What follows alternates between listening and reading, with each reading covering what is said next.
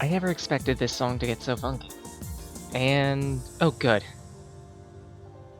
I, looked at my phone and, the screen derped out a little, but it's set fine. That's good, that's good. So, Dan Nekamata. My name is Sage Blake. I'm a wanderer, storyteller, artist immature, and we finally have Streets of Rage 4 after I don't know how many years? And I must say, it was worth the wait. This game is really fun. And of course, to kick things off, I'm just gonna go through the big things about settings and whatnot. The typical control setup is... well, I completed an entire playthrough on hard mode of the story mode just to see how the legacy mode works. Or sorry, how the new control setup works. It's okay. I prefer the legacy mode, honestly. The 3-button setup that's just more Genesis-esque. And yes, I'm using a PlayStation 4 controller. This is off my computer, for record. So, yeah. But just, the amount of customization that you get in this is fairly good. We've got standard music and sound effects stuff. We could toggle a retro soundtrack, which, I'm gonna be looking at that. I'm gonna be hearing that on and off during the playthrough that I'm gonna be streaming right now. Video. This one is an interesting one. You could change the button icons so it's Switch controller, Xbox controller, PlayStation. I'm leaving it at PlayStation for now because, well, it's convenient, but hey. There's also typical PC settings right here. In terms of language, not too bad choice in terms of choices. You've got Russian, Korean, Chinese. I believe these two are Japanese. Could be wrong about that. Italian, and so on and so forth. But most interesting is the HUD stuff, and that food. You could set arrows to toggle above your characters, just so you can keep track of them better. You can change the player and enemy bars so that it's a full bar, including portrait, just the bar itself, or no health bar whatsoever, for both players and enemies. You could also toggle the combo counter, so it's a full number, a small measure, and turn it off. The go right sign when you're able to move. Score messages, ping. But most interesting for me is food. Like, they actually bothered... Lizard Cube and .mu actually put in options to customize the food items, so they look a little different. These small food items here, and the large food items here. For right now, at least, I'm probably gonna, like, set whatever I feel like it, so ramen for a large item, and let's do onion rings for the small, because why not? There is also extra stuff. It's essentially character bios for every single character that appears in the game. There's a bunch of concept art, credits, simple. Fighting tips. It's essentially, hey, dummy, these are controls. Take advantage of them. And with that settled, I just want to point out one immediate thing. When you first get this game, you're only going to have story mode and battle mode unlocked. Like I said, I've completed a playthrough of hard mode already, and let me say, the game actually is hard on hard mode. Mundane revelation, I know, but yeah. I didn't expect that. I thought it was going to be a moderate breeze, and no, I found myself losing at least 17 continues on the way through. Well, I say 17 continues, but we'll get into that. Regardless, since I beat the story mode, I've got access to a stage select, allowing me to select, well, yeah, the stage and difficulty, but I have to have cleared it first on that difficulty in order to select it, you know, via story mode. I can do an arcade mode, where it's literally one continue, you can't save, complete the entire game, good luck. And that's actually a tall order. Boss rush mode, which, yeah, fight the bosses of the game one after another with limited health pickups. That type of thing.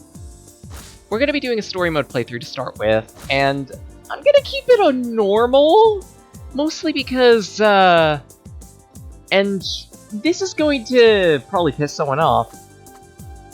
My first playthrough with this game, I saw absolutely nothing of the story. Zero. I skipped every single cutscene, from the start to the finish. That might have been a mistake, but we'll see. I do know a couple details, like the main antagonists of this game, minor spoiler, are the progeny of Mr. X. But other than that, and maybe a couple details here and there that I accidentally found on TV tropes, thanks. That's about it. So every single little story detail is gonna be blind. The gameplay, not so much. I got tempted, okay? You can't blame me, can you? So, I'm just gonna go get my phone cable quick. Be like 15 seconds. Leave it on this screen right here.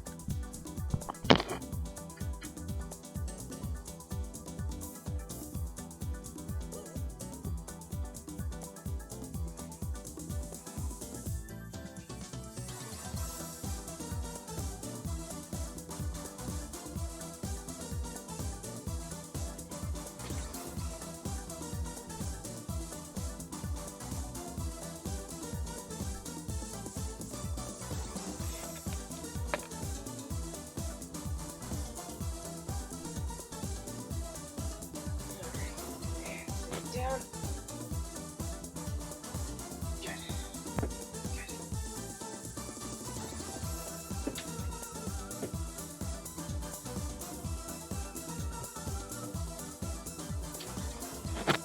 Alright, so in terms of characters, we've got technically only 4 to start out with, but the rest are unlocked via playing through the story mode or just generally playing the game.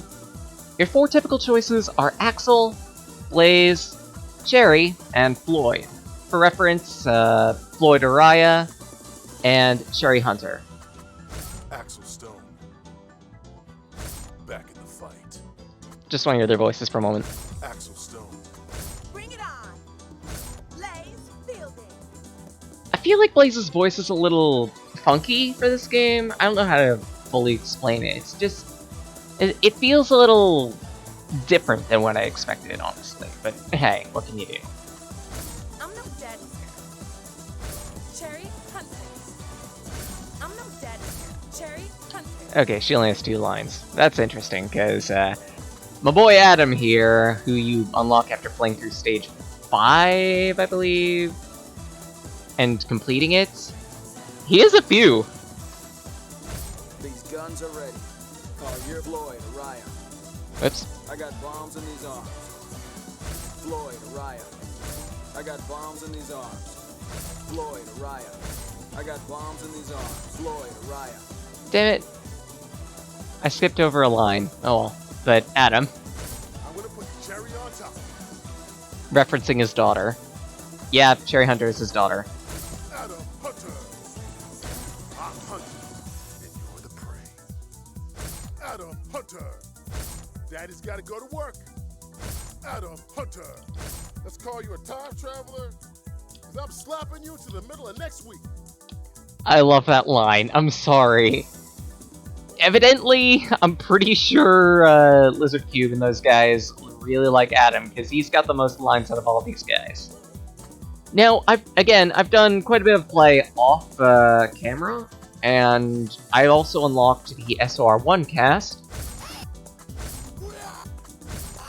sporting their appropriate voice lines from there, and I've also unlocked a max of SOR2. But, Adam Hunter. I prefer Adam. If you've seen me play Streets of Rage Remake, you know I prefer Adam. 10 years have passed since the fall of Mr. X and his syndicate. The city has been at peace, until now. A new crime empire has arisen, corrupting everything good in the city. It's rumored to be led by Mr. X's own children, the Y-Twins. Former detectives Axel Stone and Blaze Fielding join forces with their old friend's daughter, Sherry Hunter, along with Floyd Araya, an apprentice of the brilliant Dr. Zahn. Together, these 4 vigilantes stand against the Y Syndicate on the Streets of Rage.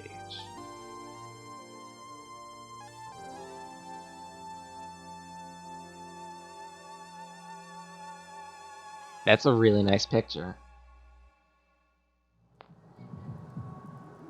And right off the bat, one of the biggest things you're going to note about Streets of Rage 4 is its length. You're probably thinking that from the size of that map that it's 10 stages long. It's 12. It's 12, which, for any type of beat 'em up, is actually a lot. Normally those things end at, like, stage 8 on Tradition alone. But hey, what can you do? Combat in this game is fairly standard for a beat 'em up. Mash the attack button, you hit things, deal damage. But Lizard Cube have gone up and above to make this combat system feel a little better. You've got a combo system that heavily incentivizes not just the hitting of enemies, but also how much damage you deal with your attacks. Oh, come on, get over here. If you'll notice, sometimes when I'm, shoot, stupid Donovan.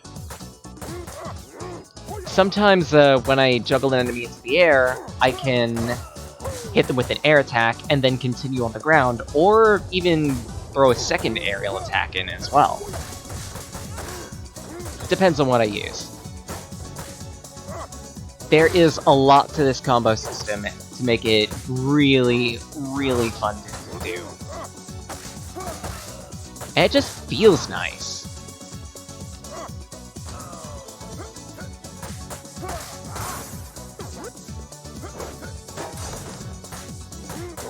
Adam works a little differently than some of the other characters of the cast. Or rather, I should be saying specifically Blaze, Axel, and Floyd. Those 3. Because by double tapping left and right, he can perform a sidestep. Since his combat style is boxing, this means that you can easily close the distance between enemies and yourself. And further, and I only discovered this recently, if you dash near enemies, you can sweep to their back instantly. It's actually pretty cool. And well, I happen to be a fanboy of Adam specifically, so yeah. Of course I'm gonna do nothing but sing praises about him. He does nothing but work. I mean, seriously, the guy has a younger brother. I can't get that pipe. The guy has a kid brother, and, well, now he's an adult, but I don't think we ever see hide or hair of him. Regardless, the guy gets kidnapped in Streets of Rage 2, has to deal with how much shit again in 3? For record, I'm pretty sure it's like, he single-handedly takes down Shiva, who's stated to be Mr. X's right-hand lackey. And then some. Essentially, he goes through... Ow! Crap. He goes through the entirety of the bad path of Streets of Rage 3, such... Holy crap. He has a daughter, in the form of, Cherry, which, by the way, he actually does reference in one of his selection quotes. Just amusement on that. And yet, this guy still kicks ass.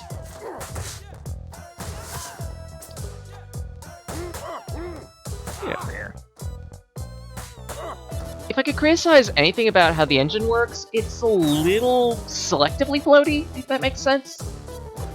Like, you saw me, in the air, when I whacked an enemy in the air, then I was able to completely change direction after hitting them. Normally you're not supposed to do that, and yet, if you jump around like this,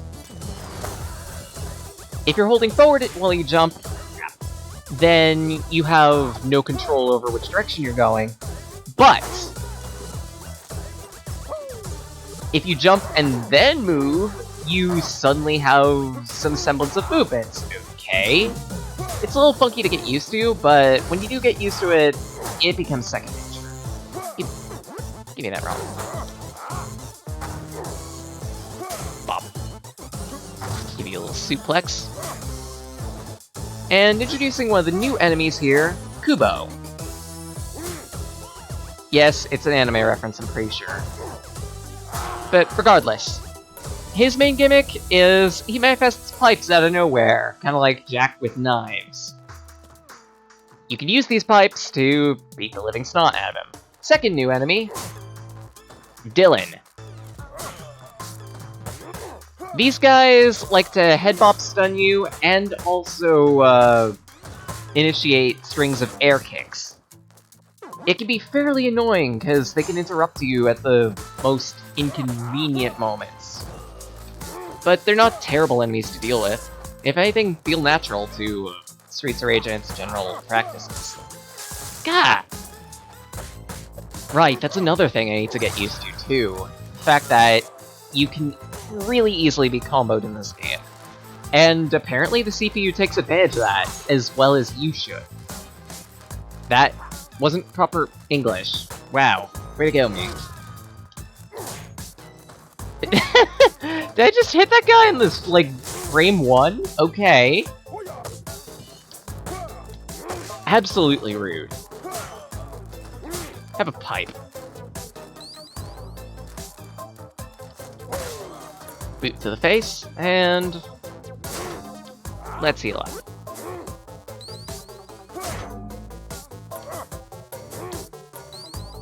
I feel like there was more in there on the harder difficulties. Maybe it's just me. Because I remember having 4 stars by the time I got into this. Oh, no, wait, never mind.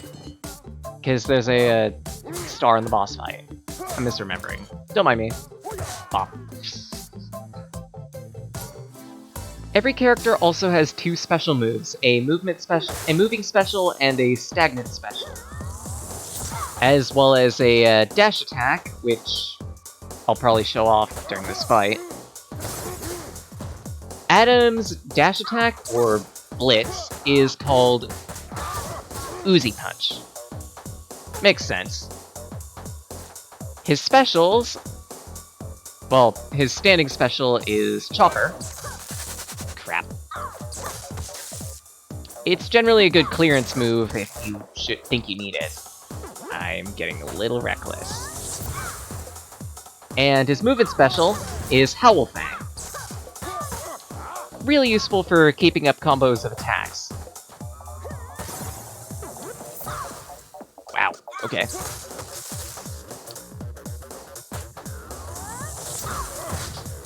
The big gimmick with the first boss here, D.Va, is she does a lot of trapping. If you're not careful, then she can kick you, hit you with her Zappy Cobra, or snake, period. And it can be fairly damaging, especially on the higher difficulties. Case in point.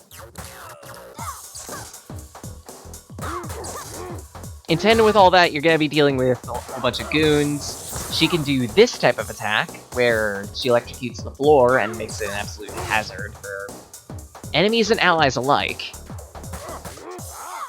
But overall, she's not too terribly difficult. Provided you're paying careful attention to what movements do what, you should be fine. Right, I forgot. I'm not using that control set. Well. But also new to Streets of Rage 4 is character unique star moves. like Sword Strike here. In Adam's case, Sword Strike can damage enemies heavily, knock them far into the air, and it's generally a good closer. You usually won't be able to get much of a opportunity to combo off of it. And voila. Now, Diva, tell us what's going on with the city.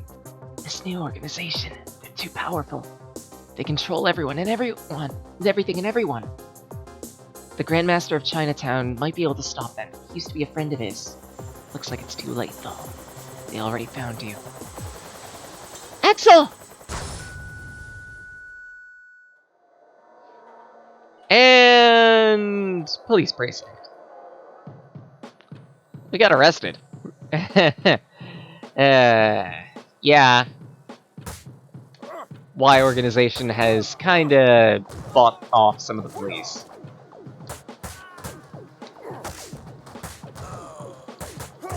Right, another little peculiarity with the combo system. If you think you can shut down enemies by just cherry tapping them like this, you can't. After a certain point, the enemy knocks themselves down.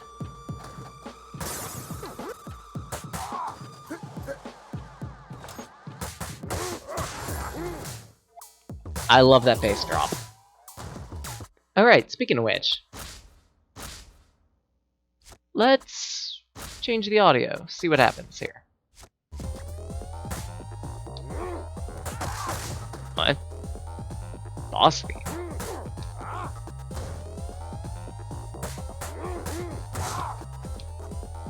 Okay.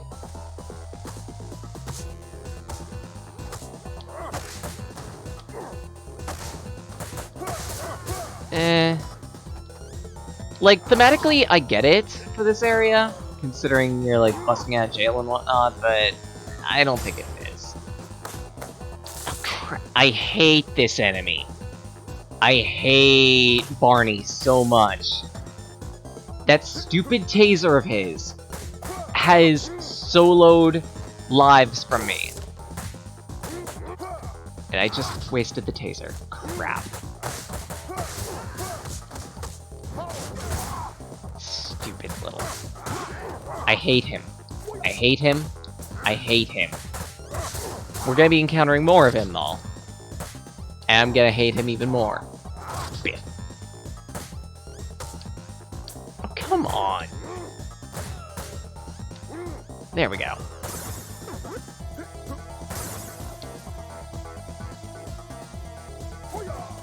Hey, look, an arcade cabinet. Wonder what that does.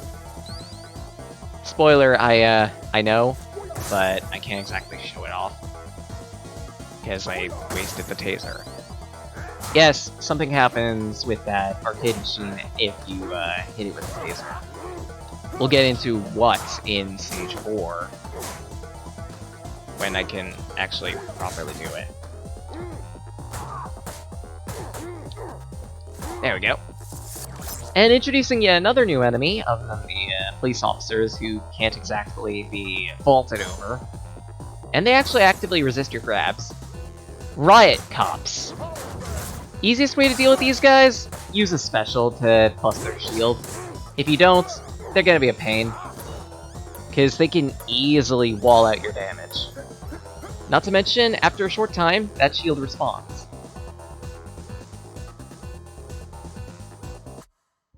Yeah, I don't like this. Which is weird, but...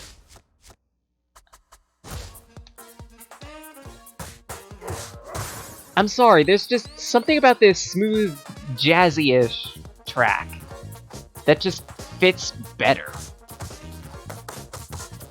And that's gonna be a weird thing for me to get used to. The fact that while retro music is an option, at least for this stage, the new music is better. And it might be like that for multiple stages. Who knows? We'll see. Down you go, Murphy. You can bust these water containers for little tickets here and there. Police batons are fairly powerful, but you only get to hit enemies like 3 times with them before they get used up. Damn it. Right, that's another thing. How specials work in this game is... Thank you, Boo. Specials will burn temporary health. If you'll notice, on my health bar there's a little green notch. As I attack enemies, I can return that health back to normal.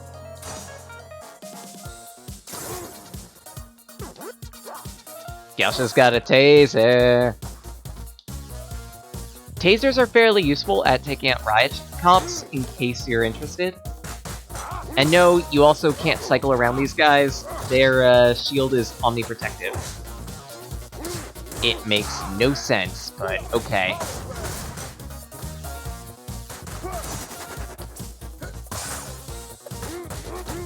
And you get a dirt nap. Now time to deal with this Gaucha over here. Hello, sir. Do you have the time?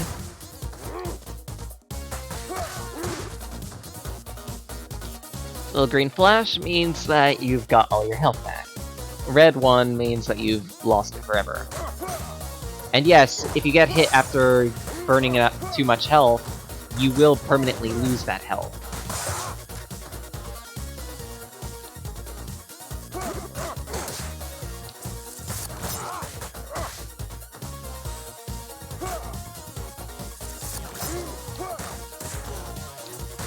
Come on. There we go.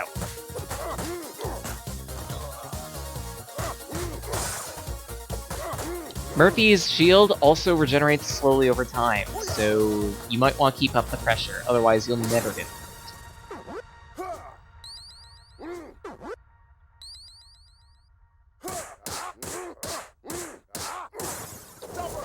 it. Oops. I was gonna reset the music, I accidentally hit the wrong button. I don't know how, considering my options button is my pause button, but okay, whatever.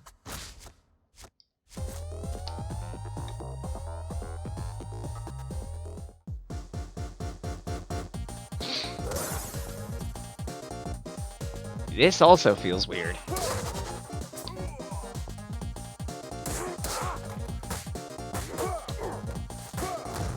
Like, really? You're using the, Stage 2 midpoint music? Okay. Oh, crap. The Commissioner here is a little grabby. If you're not careful, then he can, grip you from far. His right hook is fairly beefy. He's got an uppercut that's fairly damaging. He has a long distance grab.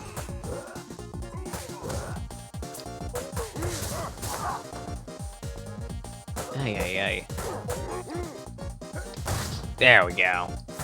He also counts as a heavy enemy. That kinda makes sense. Oh, crap! Thanks, dude. Alright, now that we've gotten into the halfway point, he's gonna get stronger.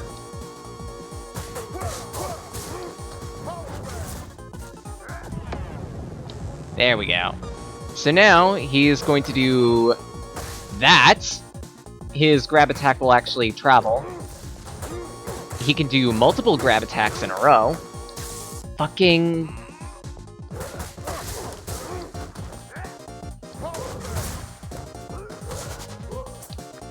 He can triple chain his right hooks.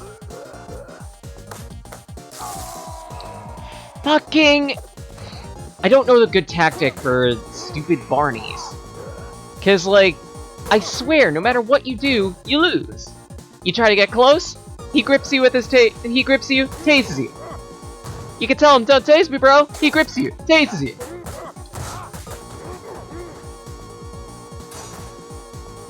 You try to keep your distance, he gets ready to grip you, he comes up, he tases you. And, if you knock the taser out of his hands, he'll just go right back to that taser again. There's no winning. There's just no winning.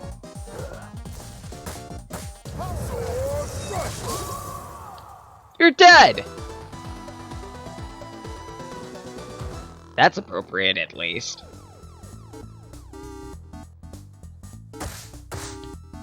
No idea what this music is. Okay. B rank? Not too bad. SR2XL, who we are not going to be using. Well, well, well. Finally, I get to meet the city's finest heroes. Who the hell are you? Call me Mr. Y. My dear sister and I are the new owners. While well, you've been making quite a mess, to be honest. But we're ready to make a generous offer to stop all this nonsense. Please don't be rash. Consider it carefully.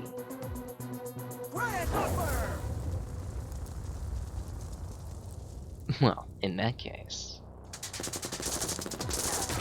Ah, crap! Bullets everywhere. How high is that drop? Okay, good. It's overlooking like a river or something.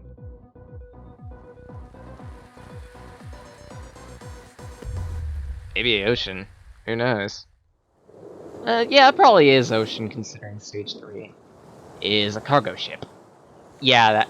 I should take a better look at this map.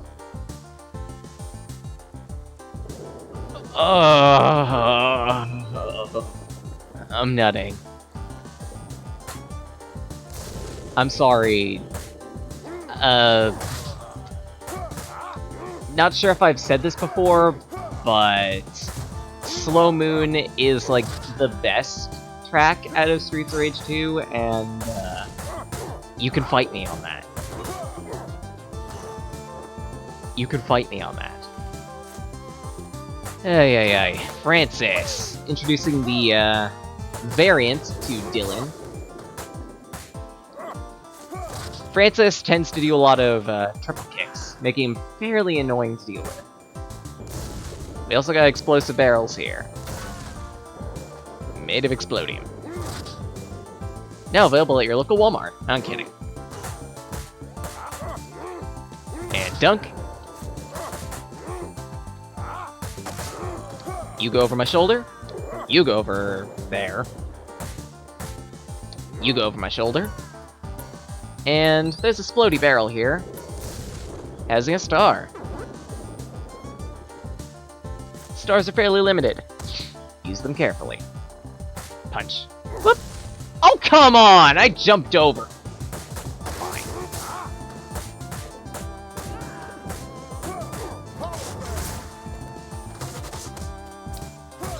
One of my biggest problems with this game is I need to get better at about when is safe to use specials and when isn't.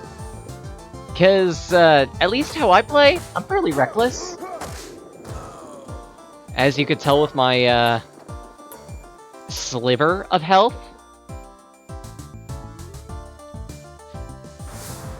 Jeez. They changed Big Bens a little bit. You can throw them now, but your throws are slower to compensate. Not a bad detail, all things considered. Big Bens can also roll out of the way on occasions to prevent them from being comboed to death. They've still got their flame breath.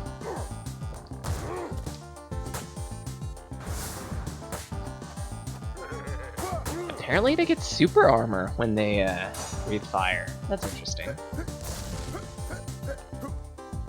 And... oh good, give me those. Little health and money. Have a pipe.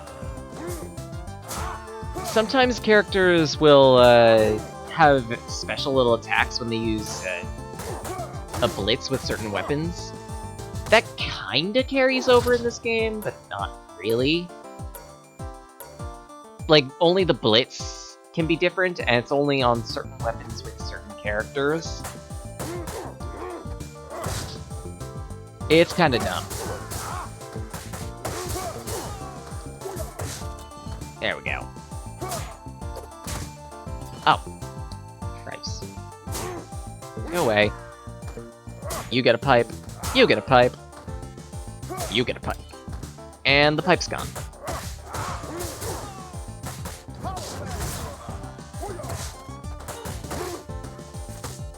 What? Get over here. Pick up right there. Close the distance. Oh. And floor. I had a right laugh with this boss. And before we hear the classic music for it, I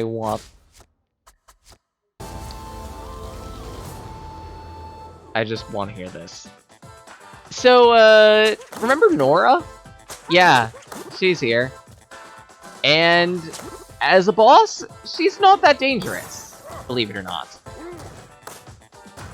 Her main gimmick is powering up enemies, essentially. So these regular Galshas turn into Galshas. I'll stop there.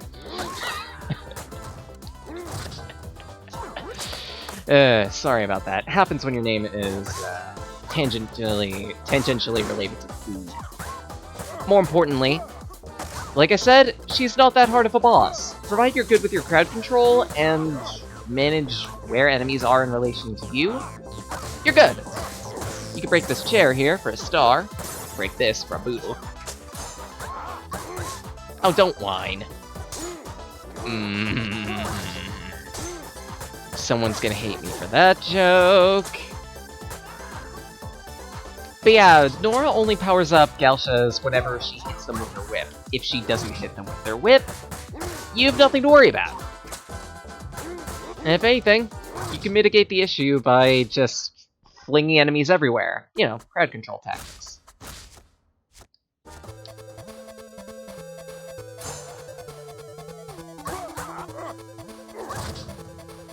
Game Gear?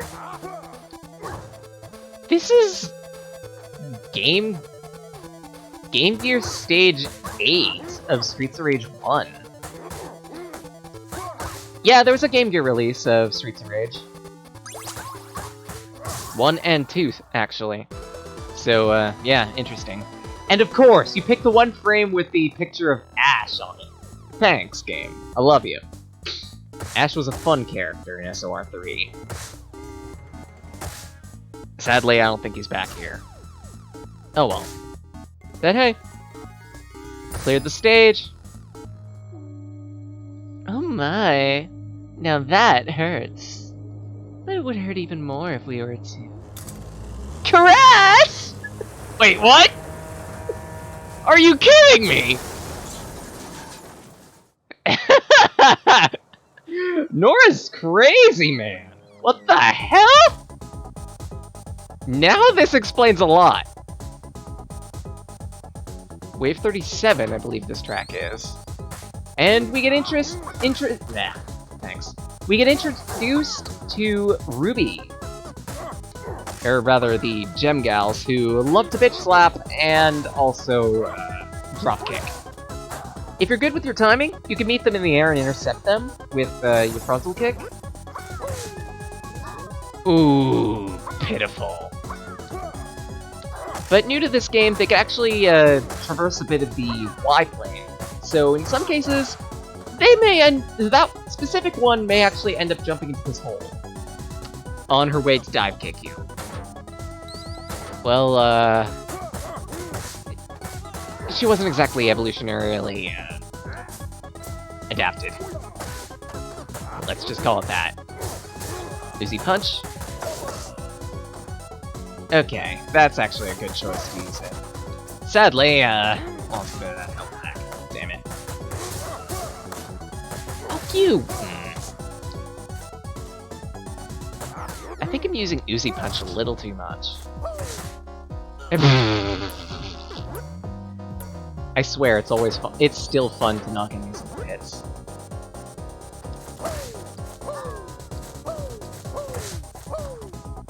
I love that attack so much. It just sounds like he's having a good time. Ow!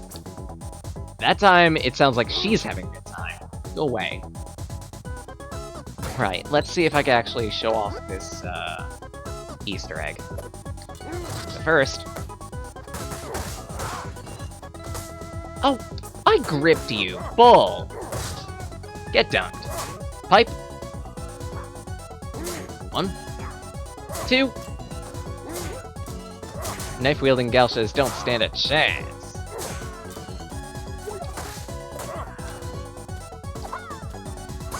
Whoop. Damn it. Right into my arms. Nice. Sorry, but I'm pretty sure Adam's taken. Don't know who the wife is still, but oh well. Crap.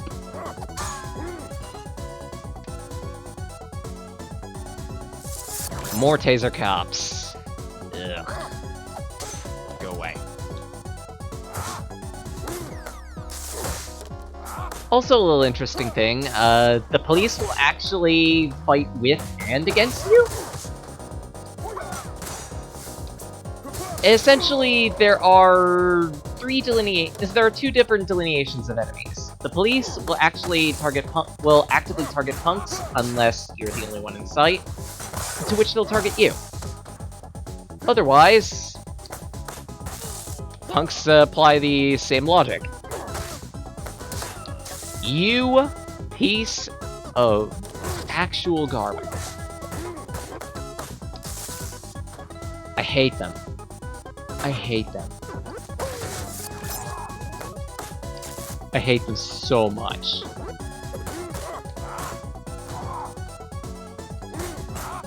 Go away. Let me break that.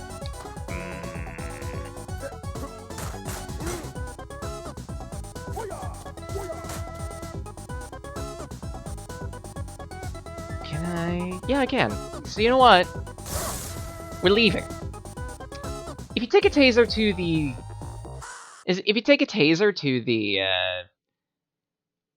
bare knuckle arcade machines, you get to fight a special little bonus boss. In this case, it's Zamza from Streets of Rage 2. He's not terribly difficult. He also has tweaked AI, so just a little note.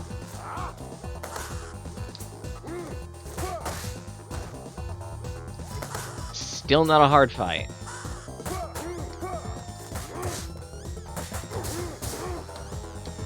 Eat dirt. When you beat one of these bosses, you get a star out of the deal. And you also get healed, I believe. Yep, healed to cap. So now let's deal with Murphy here. Generally, a good tactic, if you want to keep safe, is 3 punches, then you get rid of the guy. Or say 3 punches, then move up or down if possible, and rinse and repeat. Bop. Bop. Time for some good old-fashioned police brutality.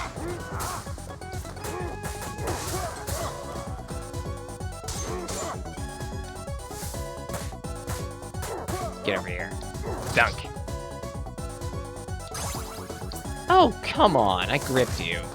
But fine. Get dunked.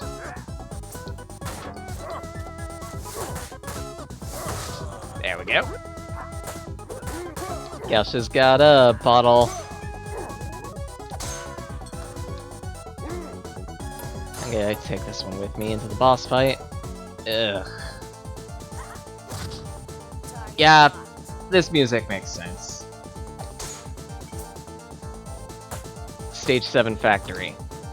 I hate fighting Estelle. I don't know what it is, but I am absolutely terrible at fighting her.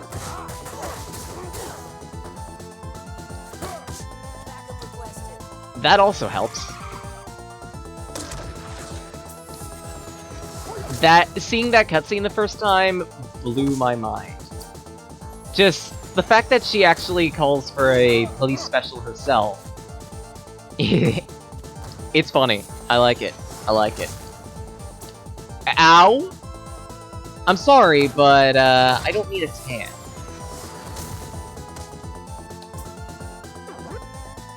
Ugh.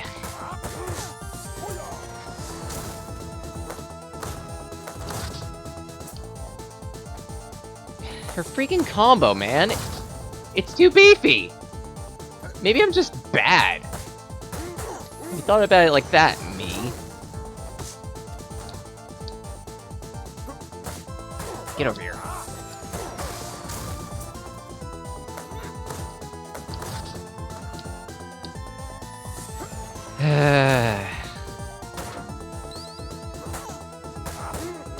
Get over here. That was almost cool. Yeah. Down 2/3 of her health, she'll call a little more back. There's a little more backup. In the form of other police officers.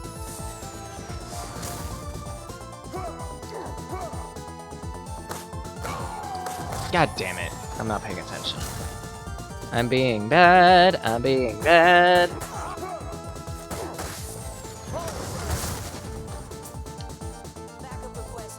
And down a little more of her health, the airstrikes come in triplicate.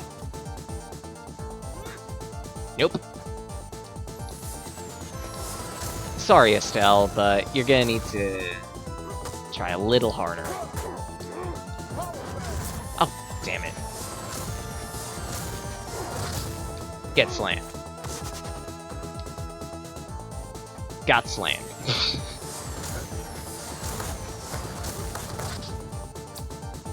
I think another problem is that I'm really not using my stars. Because, like, I could wipe the fight right now if I so wanted by just spending a star, but I feel like that's dishonorable. Oh well, dishonor it is. That takes care of that fight. C rank, of course. I did lose a life. You won't get away that easily. Listen, lady, can't you see the Syndicate is behind all this? Shut it! You broke the law, it's my duty to put you in jail. Central requesting backup. Send everything you've got. We're surrounded. They won't get us this time. Get ready. Hey guys. Long time no see. Dad! And who might you be? Stand down, officer. I'm with the Special Investigation Forces. Let them go. Piss off! You don't have jurisdiction here. She's kind of intense. Oh, Dad, I can't leave you. Don't worry, sweetheart. I'm back now. I'll be right behind you. Daddy's just gonna talk to the lady.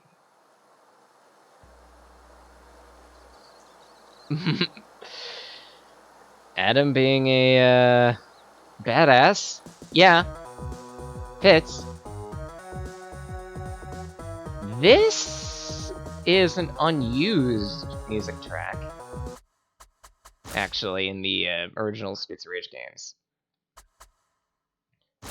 But again, kind of prefer the new soundtrack. Maybe it's partially the fact that it's a dynamic music track that steadily changes as you progress through the stage. New gimmick that we're introduced to in this stage is Puddles of Poison. They slowly drain health of allies and enemies alike. You can die by having your health lowered to little in one of these puddles. Though, for player characters, the damage you suffer is actually temporary health loss, as opposed to permanent health loss. So, provided you can continually damage enemies after getting poisoned, you should be fine.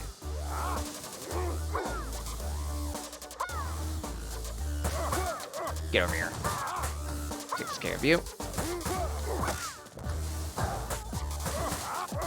3. Poison geysers aren't too difficult to deal with. Provided you just stay away from their row, you should be fine.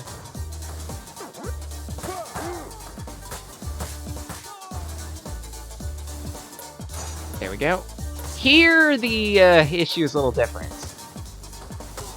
They come at a bit of a slant. The gas comes at a bit of a slant, so it can be difficult to predict. Even with the streaks on the ground highlighting where exactly the gas will strike. It's also really easy to get comboed by them if you get hit by the first one of the two. This track is just really funky, I love it.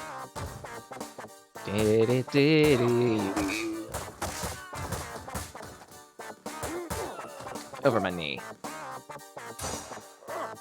You. Have a knife to the face. Come over here for a moment. Into the pit you go.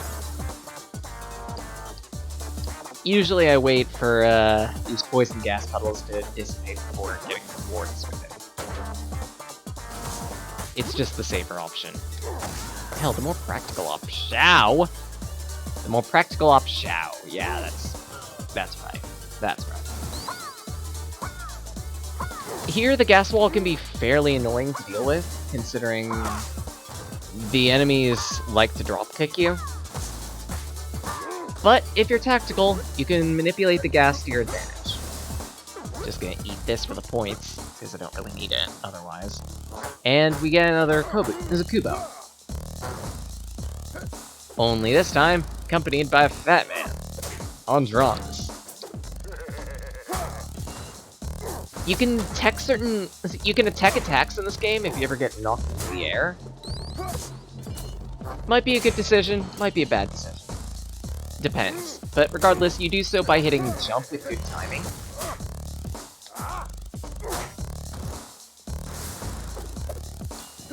I've fumbled it on occasions. It's a little picky sometimes. Just like the ability to pick up over my shoulder. And pipe to the face. If I haven't explained yet, Kubos, if they pull up too many pipes onto the field, will actually magnetize them and fling them at you. Be careful. Hell, they do that if there are too many items on the field, period. I don't know how they're managing to magnetize bricks, but somehow they do it. Is the music here different, or...?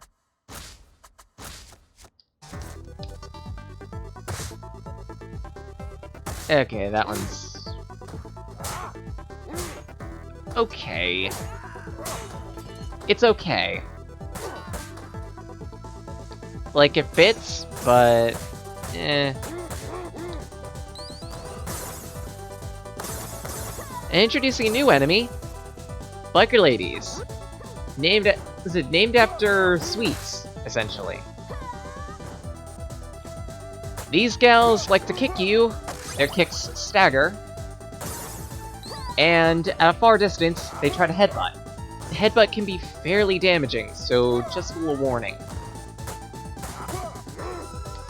Fortunately, at least for this area, you usually encounter them in crowds, so it's easy to corral them into a corner.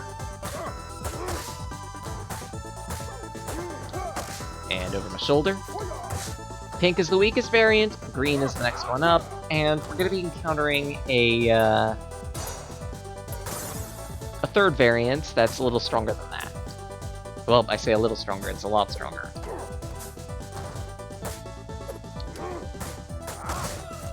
Dead. Or not. Friggin'. Pool cues are interesting. They operate like a bat on the first swing, but after you hit something, they operate like a knife, only with longer reach. I'm amused that you could do that, let alone get a 8-ball out of it. Bop. Oh, I broke the cabinet. Oh well. You didn't need to see that boss anyway. Introducing the third variant. Call it Mocha variant if you so wish. These gals headbutt a much longer distance, and they also gain another technique. The ability to, suplex you.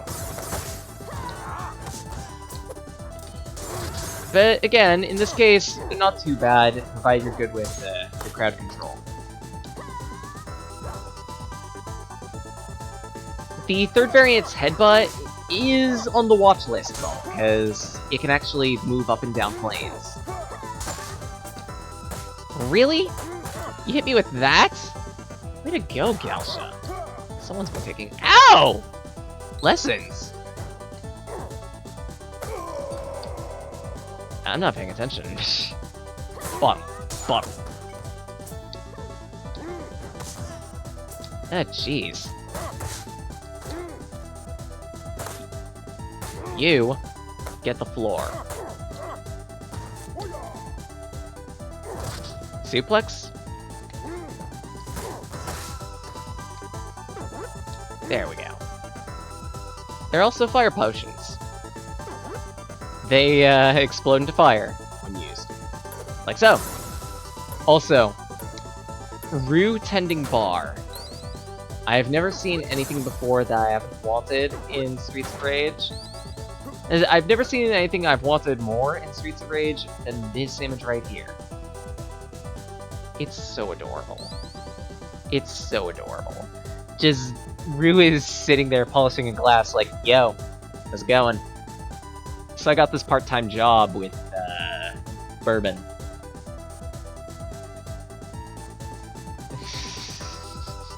That's a nice, that's a nice, note right there. Speaking of bourbon, I could go for a drink. Not from you, though. Get point. I don't like this music. I don't like this music for this, boss fight. Sorry. Oh!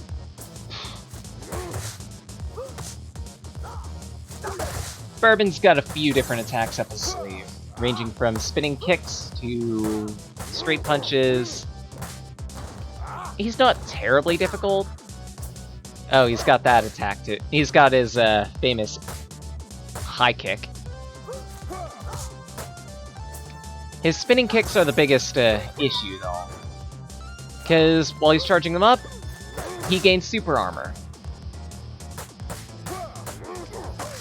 And he'll also execute a bunch of them in a row. Unless it's off of his string like that. You can destroy the bikes around here. Destroying all of them gets you a Steam achievement, in case you're interested.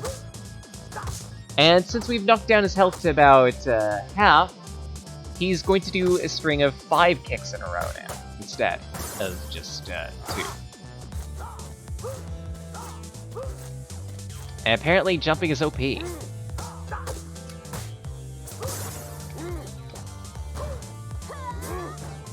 You can hit enemies with the bike part that you get from destroying Bourbon's bike. Fairly damaging, only lasts 3 hits though. Ow, nice work. Ow. Break that. I'm honestly just doing all this for the points bonuses. That was a mistake. Also, for every bike destroyed for the most part, another biker chick comes out, so just a warning. If you don't like being swarmed by enemies, try not to destroy as many bikes. But you can use the enemies to essentially perform some crowd control. You also get a lead pipe out of one.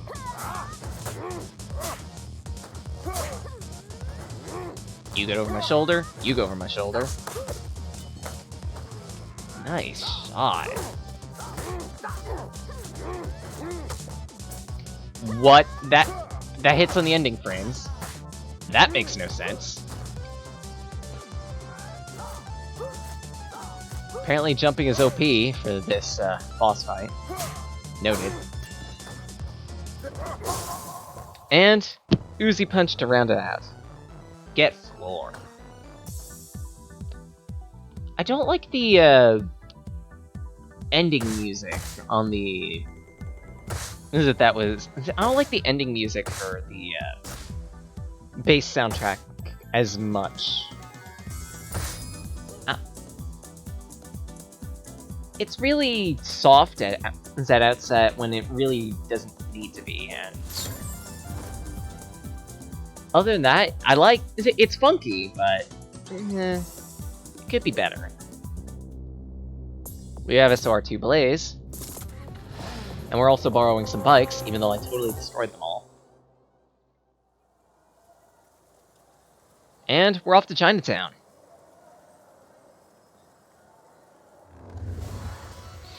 Stage 6.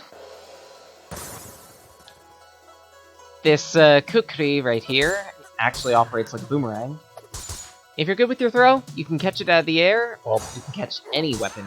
There's any thrown weapon out of the air. If you're good enough. Sadly, it's the only instance in which that weapon appears that I've noticed. We're gonna be seeing a lot of katana and other types of weapons in this stage. You two get the floor. You two, is it you? Get introduced to Suplex City.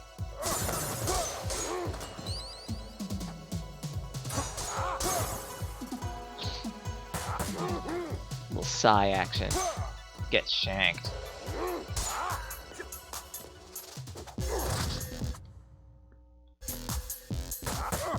No, let's wait a little bit. Let this music roll out. Because I really like this track. It's really funky. We have the reintroduction of Muay Thai fighters. Or martial artists, period. If you don't know, they block attacks on occasions. Their kicks are fairly powerful. They also have a flying knee press attack. Get over here. Bro. Little knuckle. There we are. And down there is a variant of Fungo that likes to do belly flops. Wait for him to flop, get out of the way. Ow. Duck back in for the damage.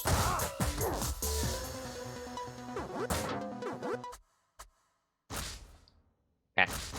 Wrong button. Alright, let's see what the retro soundtrack sounds like.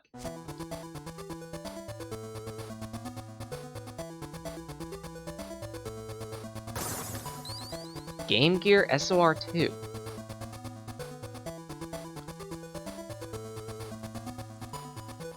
Specifically,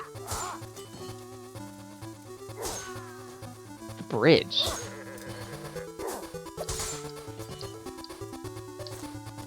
It's specifically the bridge in SR1, never mind.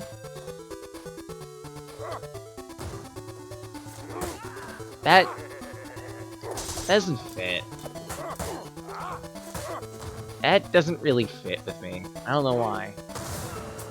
Maybe it's just the fact that I've played is that even though I recognize these tracks, I can't really see them outside of the stage in which they're originally presented in. But I feel like the choices for some of these retro tracks could be better.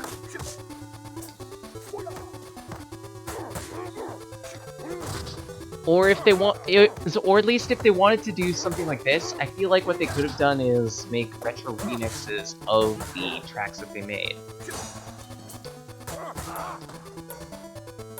Instead of just wantonly using other SOR tracks. Maybe that's just me.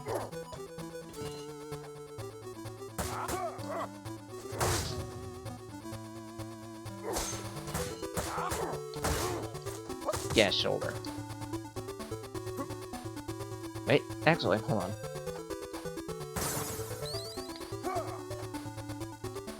There we go. No head bopping on my watch. This music's funky, but not funky enough.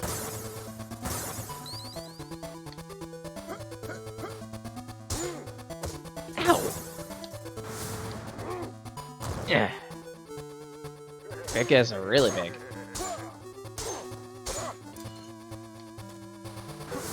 Oof! That's gonna hurt.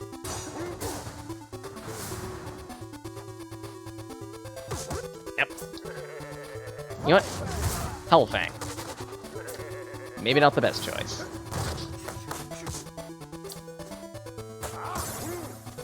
You can take one of these. You know what? Take two. Call me in the morning. And introducing a new enemy. Karate Masters.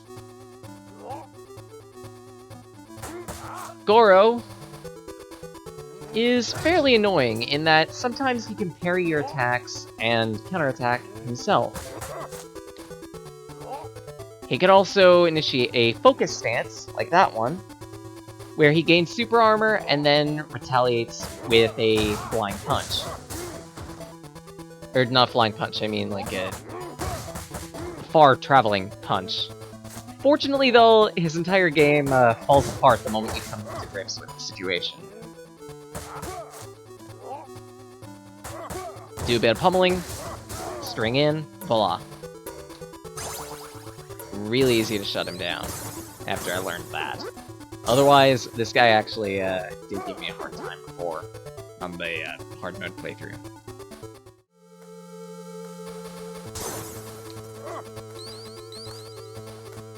Let's see if I recognize this music quick.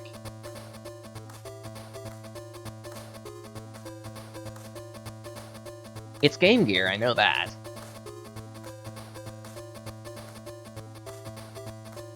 It sounds vaguely like,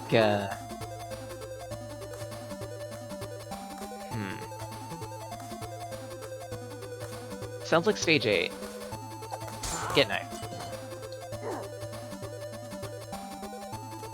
Naginata. Fairly long distance, fairly good durability. Very damaging. You're gonna be peppered with swarms of Galshas for this, so I hope you're good with your Naginata aim.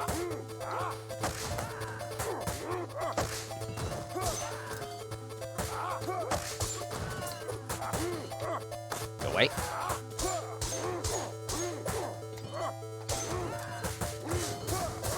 Uzi punch. Oh, come on! I totally hit you.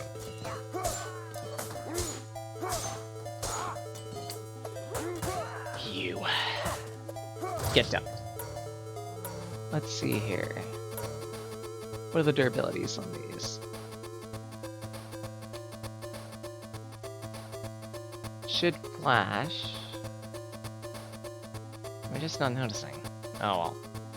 I guess that means it's got a decent amount of durability. You can tell how much durability is on a weapon by the color that flashes on it when it hits an enemy. Red means it's close to breaking. Yellow means it's could be better, could be worse. And white means it's pretty much peak condition.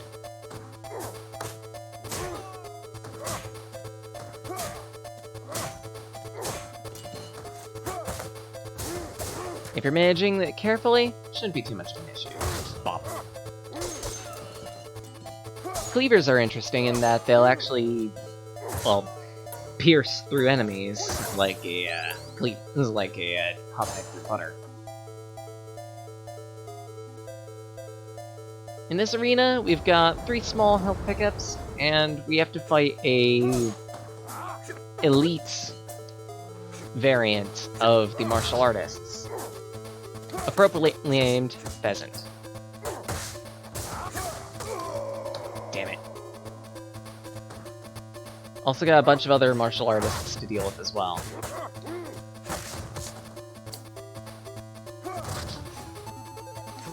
Get suplexed. And you go over my back. Take one of these. You know what? Take 2. Call me in the morning. And let's get to the next area, where we fight Shiva. Gasp.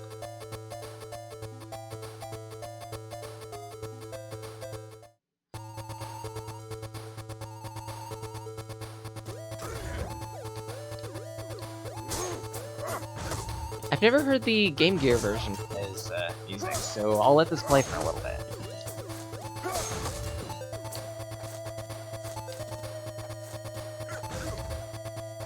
Actually, no, wait. This is the boat. Stage 5 of Streets Rage 4. Never mind.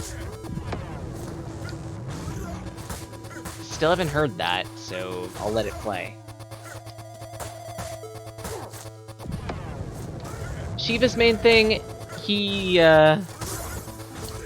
calls doppelgangers?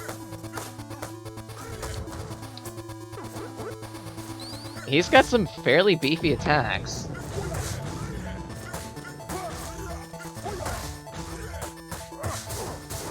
Eat that.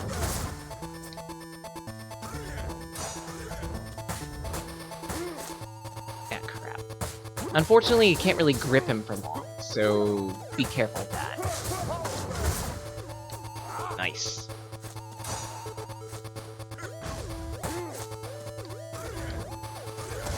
Oh, what? Like a bull. When he's really low on health, he'll start summoning 2 and I think potentially 3 on higher difficulties.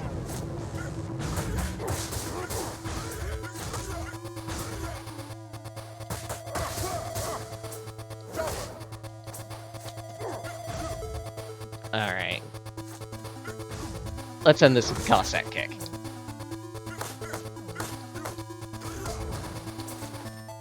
I might be getting a little too greedy on that.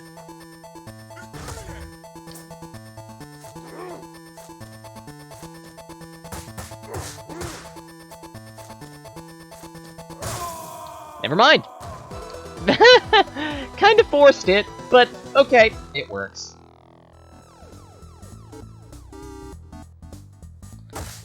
That takes care of that stage. I did a bit too much playing around, so of course I got C rank. Not bad. It's been too long since I had such a worthy opponent. Still living a life of crime, as Shiva. You're working with the Y Syndicate now. Those spoiled brats? No, I don't like their methods. What is going on? What do you know? Well, since I lost their father, Mr. X, the twins have been obsessed with controlling others. They developed a machine to control people's minds through sound waves. That's interesting. Those speakers in the sewer! Yeah, they've planted devices all over the city.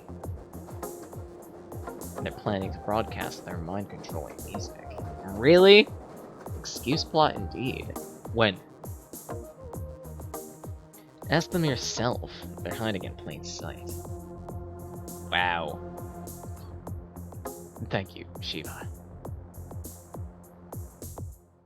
Until we meet again, brother. It's kind of refreshing that Shiva decided to turn over a new leaf.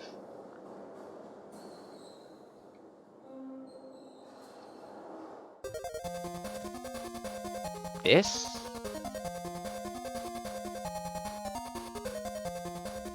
Stage 1 of Streets Rage 1 Game Gear. Not a bad choice for this area, but I prefer the music of the actual soundtrack better. I really like this track. I'm saying that a lot, huh? I feel like a terrible Streets of Rage fan, considering that I'm liking this music that wasn't used on Shiro. Maybe it's just that my taste of music has become trash lately. I mean, I kind of like the music of Payday 2, so that might explain a few things. Maybe I'm just into trancey type tracks. I don't know. After a point, we do get a moment to stop and tussle with everyone and their mother. And minor amusement, the moment, of course, the moment I say that, my mother downstairs actually coughs. Nice. Nice timing, life. Whoop! Not again!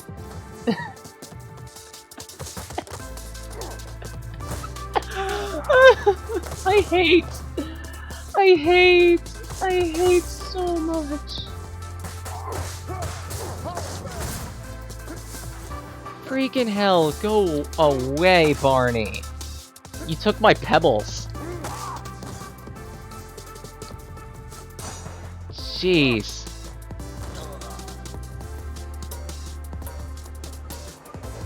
And the train starts back up again, and we're back on.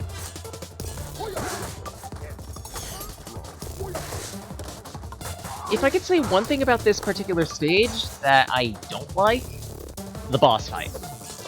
It's Estelle. Spoiler again, it's Estelle. She's even worse this time. Crap. I hate... You want... You... Are you kidding? Did you... You soaked up the taser for your friend! You absolute bastard! Oh, and here's the boss. Another thing I don't like about this stage, it's really short compared to all the others.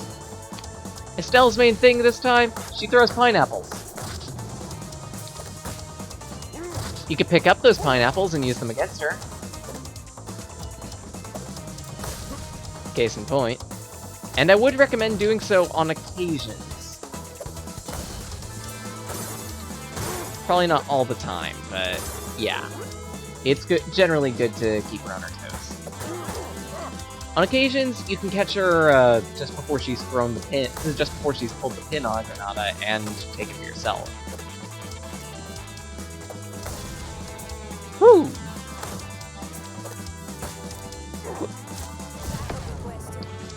But after a point, she calls back up from the police commissioner. Which is why I hate this fight. Because the two of these guys together make a ridiculous team. Usually, my tactic ends up being at this point just to shut down Estelle as quickly as possible, so I don't need to worry about them. Ow.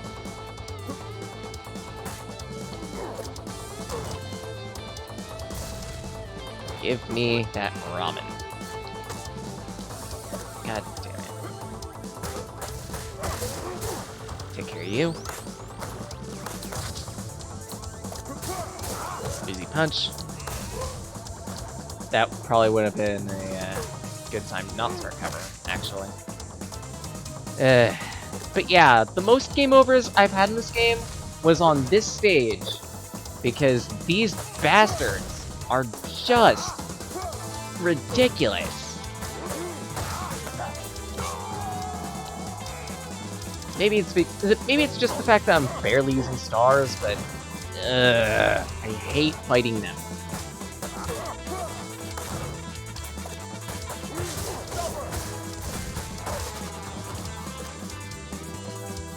Have a pineapple. Yes, I actually beat the commissioner this time.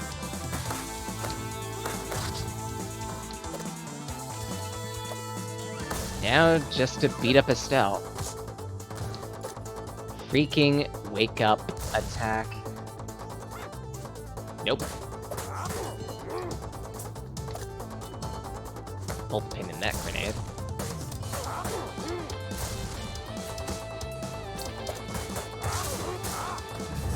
You know what? Screw you. I'm venting all my stars on you just to get rid of you. Because I don't want to get a game over on freaking normal mode. That would be the pinnacle of embarrassment. Ugh. I hate her. Hate her. Listen here, officer. Can't you see what's happening? You.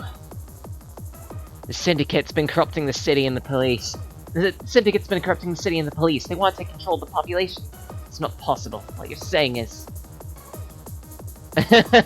At last, I found you.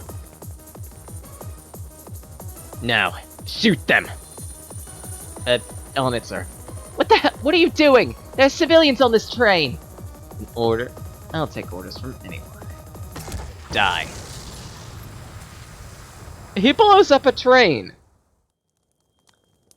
Now suddenly the picture at the art gallery here makes a little more sense. And nice attention to detail. We actually have a bite out of our temporary health. We also have some new enemies to deal with, vaguely based off of, at least I think anyway, the lady from Comic Zone. I'm trying to remember her name, but I don't. Just, she headed the resistance in that game. Crap. The Victoria variant throws a lot of fire. If you get too close, they can sometimes push you. Fairly annoying in that respect. Golden chicken! I must admire this art. It's beautiful. It's absolutely beautiful. Mine! Mine! Mine! Mine! Oh, I broke it. Oh well.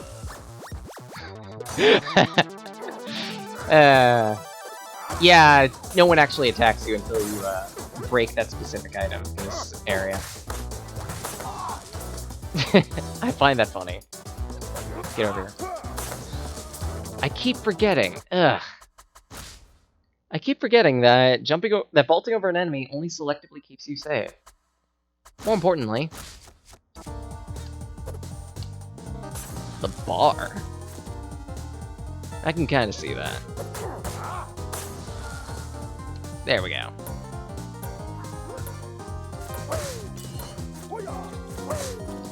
Adam has a good time.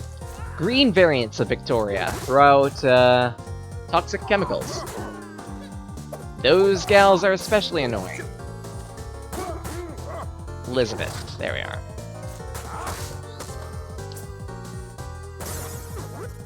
A little bit of health back. You get the wall. And dunked. That's a very splatter-happy painting. Oh! Nice. Let's get away from that poison. Alright, poison also drops your jump height, so if you think you can get away from just spamming jump, you're kinda right. You're kinda wrong, though. Also drops your movement speed. The Victorias are not immune to their own poison. So if you get a good opportunity to keep them in the poison, do so.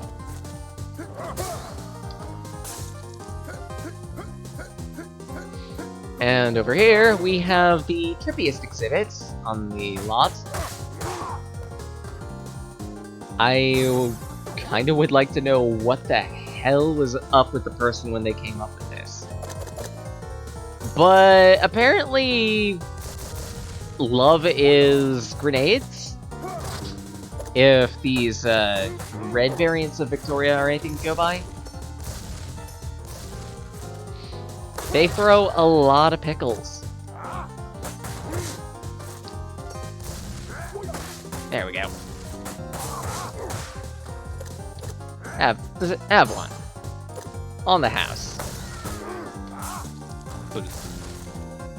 You have one too.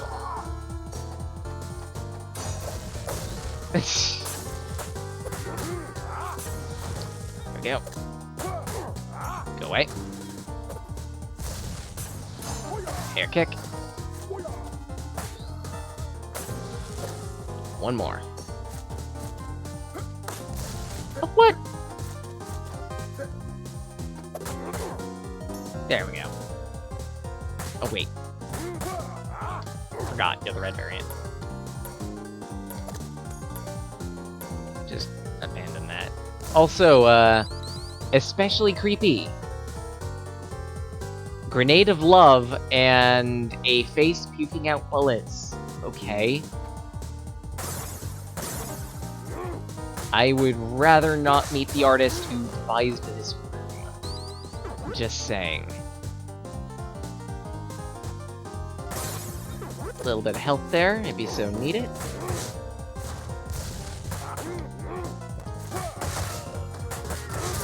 Get fisted. Also, nice touch. The museum curator hiding under the desk there, shivering in fear. I want to go back behind this desk and say, "Are you all right, ma'am?" But can't. The bright side, though, I get to do a secret that I hadn't done yet. Yeah, there's a taser right there.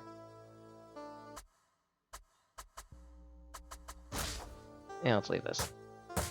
And for this one, it's especially interesting. Because we get to fight against Shiva and... Ow. Also Mr. X. Classic variants, of course.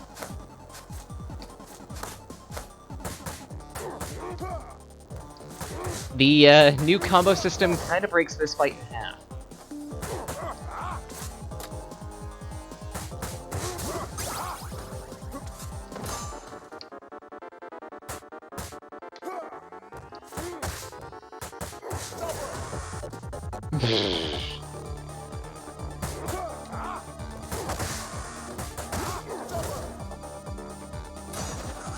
Ow.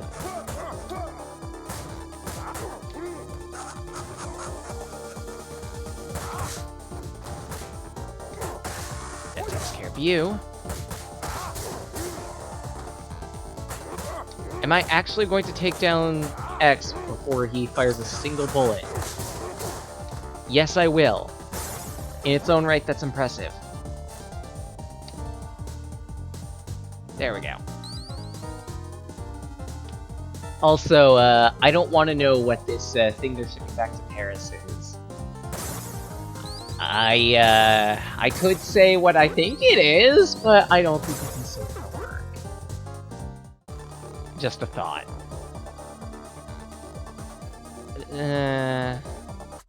I don't like this music choice either for this boss. I prefer this one. But yeah, we have Bayo and Rhea here.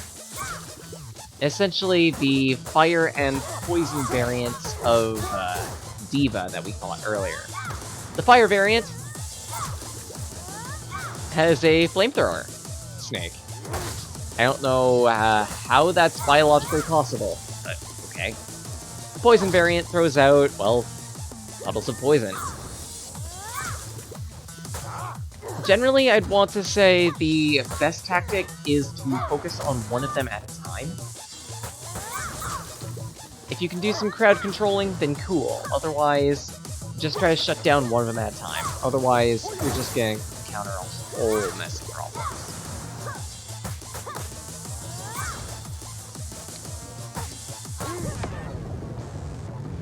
Oh boy.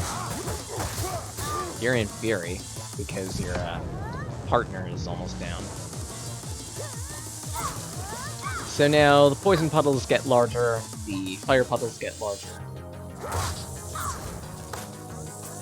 There was no way I was getting out of that one. There we go.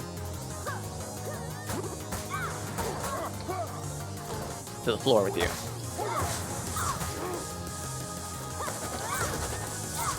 Crap. Nice work. To the floor. I think one more string should take out Bayo. Damn it. Get over here. That takes care of you. Now for Rhea. But first, little ramen. Mmm, delicious chicken. Oops. Crap. Get over here.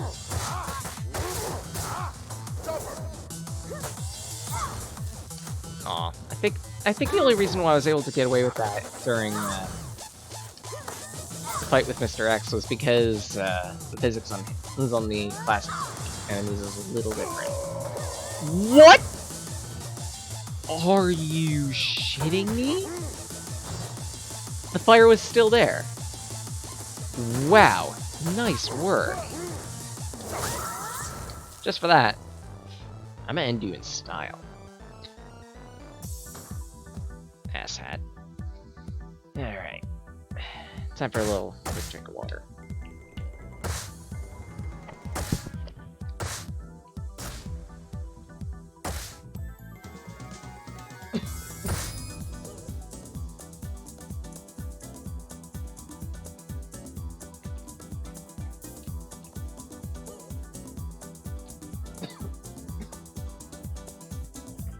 Ugh, only I would choke on water.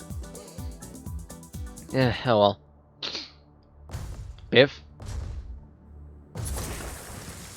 And there goes the art gallery. Right into the back end of Y Tower. We have a sauna here. I just want to sit here so you can hear the music, but... crap.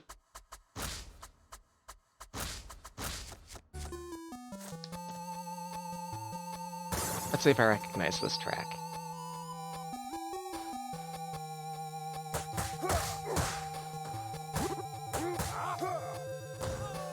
It is... It sounds vaguely familiar. Oh, and this area has slippery floors, so enjoy that.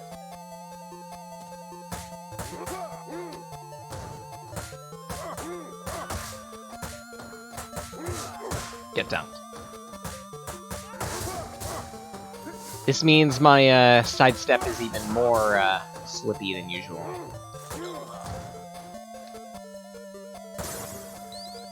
There we are.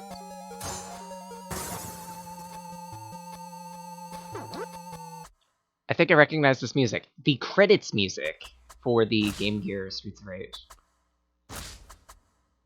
Kind of fits, but...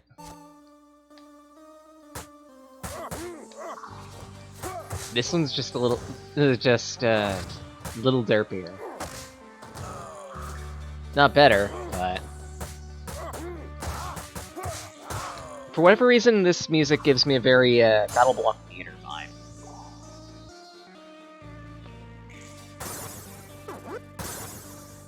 Oh, and time to sweep the floors.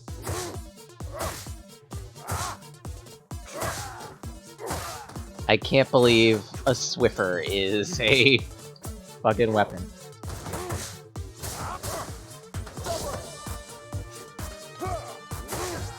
But, lo and behold... Okay, I'm getting all nutty with the weapons. Time to take care of these guys the only way I know how. Lots of Suplex City.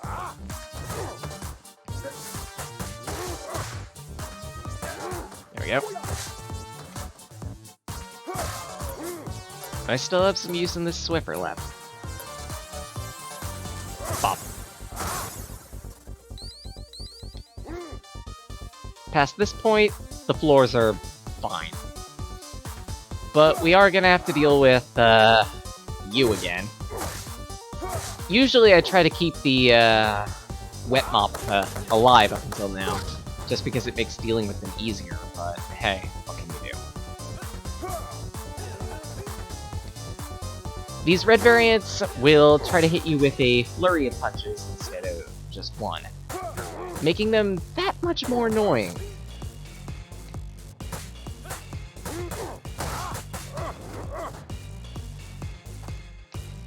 But again, gripping them ruins their game.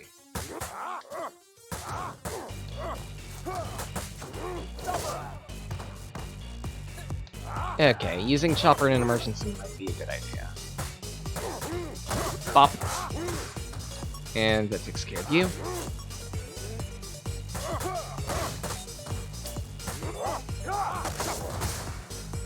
Whew. Crap. Forgot about your charge punch. There we go. Takes care of you. And one for Pheasant. A little pot with some cash. Some cash! And up ahead, we get introduced to another new enemy. Well, I say new, but if you played Streets of Rage 3, you've seen these guys before. Bodyguards. They have a gun, they shoot gun. I'm not sure if they still have that, grip attack. Where they, like, sucker punch you and then, throw you. I wanna see.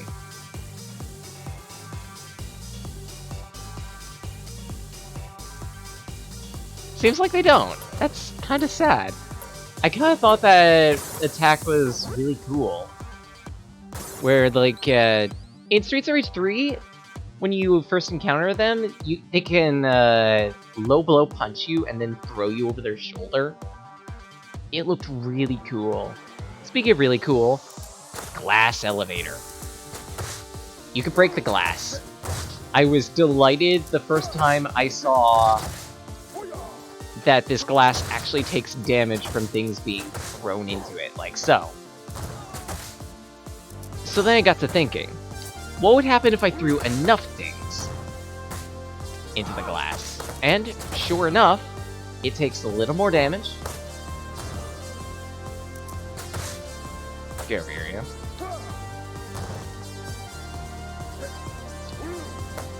Takes a little more damage. And then after a point, it breaks. And you could fall off of that area. You're also rewarded a bit of money for breaking the glass as well, so, yeah. Little interesting thing.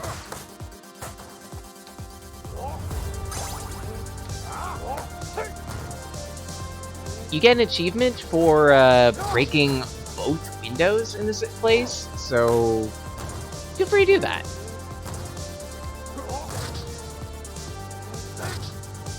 Crap.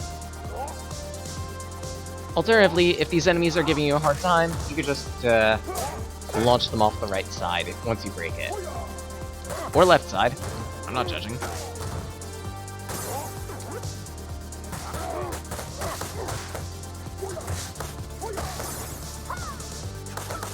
Oh. Rude. Go away. You go away. You get dunked off the side. You get kicked. Go away.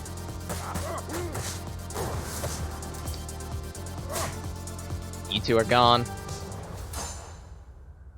And there we go. Inside, we have a familiar face. Look who it is. Max. Yeah, you've been wondering where he went off to? As it turns out, he's been brainwashed. By the twins.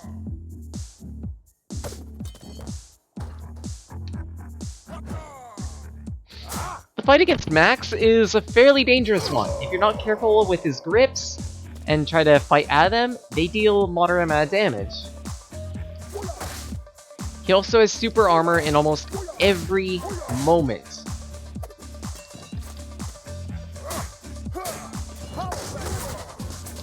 He has a spinning lariat, which was his base special in the original game.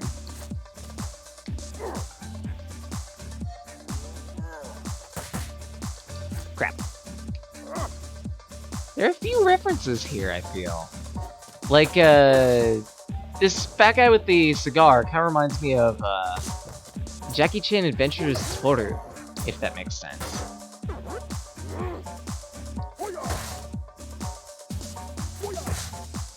With, actually, now I'm looking at it, the guy in the yellow tux kind of reminds me of, Uncle. Who remembers Jackie Chan Adventures? Holy crap, I feel old. Yeah, I'm 23. The little story, I actually did, see an episode of that way back when. I had a sleep study at one point, and that happened to be playing on the TV when I, woke up. Max's Max goes into rage mode at half health, where he'll do his tackle attack 3 times in a row. He drastically changes his Y positioning when he does so. He has a spinning lariat. He extends his spinning lariat so he moves while performing it.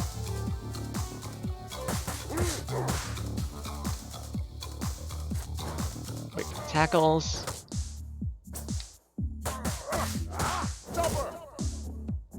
Oh crap. This is the first time I've seen him do that air kick. I don't know why. He never did this on hard mode, which is the interesting thing. Or if he did, I just didn't notice. But, snapped him out of it.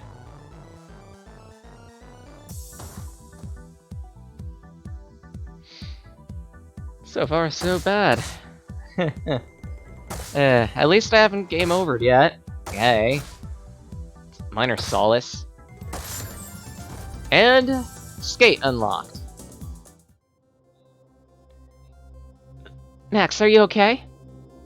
The music. I couldn't control myself. I swear I didn't want to hurt you. You filthy. Who's that? Don't mess with me. I'm Miss Y. Daughter of the great Mr. X, heir to the Empire and queen to you scum. Yeah, right. You will obey me. Brother, activate the device. Ear-piercing scream. What? You can't do this! We were gonna play dubstep to everyone! Not any. Is it the police don't answer to you anymore, lady? I've seen what you and your brother are capable of. In the name of Wood Oak City, you're under arrest. Sister, we have to leave. We still have a concert to attend. It doesn't matter. Soon you'll be eating out of our hands. A concert? Of course! DJ Kakashi! The show will be broadcast all over the city. They're gonna use this music to enslave everyone! Quick, we have to stop it! That explains that moment. You go on. You go on. I'll clean up here. Thanks, officer. Call me Estelle. Just a thought. If Streets Rage 4 ever gets DLC, you just make Estelle playable. I want to see what type of a moveset she would have.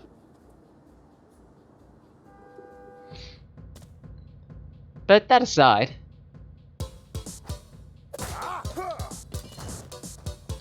we have upgraded versions of Gelsha and Donovan.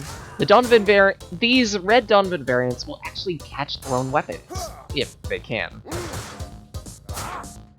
Let's see if I can demonstrate it. Case in point. So, don't throw weapons at them. The Galshas move a little faster. The Donovans will also take advantage of any weapons that they're currently holding. More often than not, spike bats. Let's take one of these with me. The early part of this stage actually gave me a bit of hell, specifically because getting used to the fact that Donovans can counter like that is new. Speaking of new, let's hear something old. That's sound effects volume 0, me. What are you doing?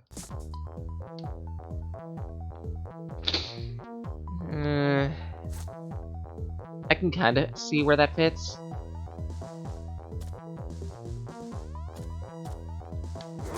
But...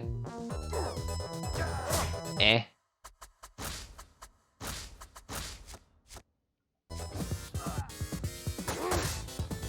More importantly, introducing the Dirty Lemon nightclub, Lucky Bucket, Dirty King, Dance All Night Long, and also a rematch bout with Caramel up there. You can kind of see her feet. Bikers come down, the bombers stay up there for a little bit.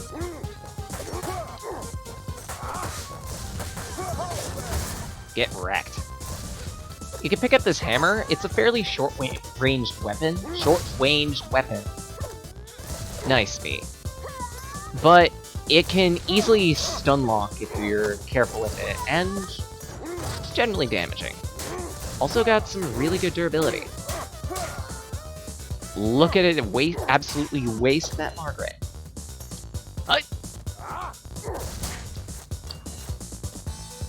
Also not a bad throwing weapon. Bop. There we go. Get a little healy. Take this pineapple with me.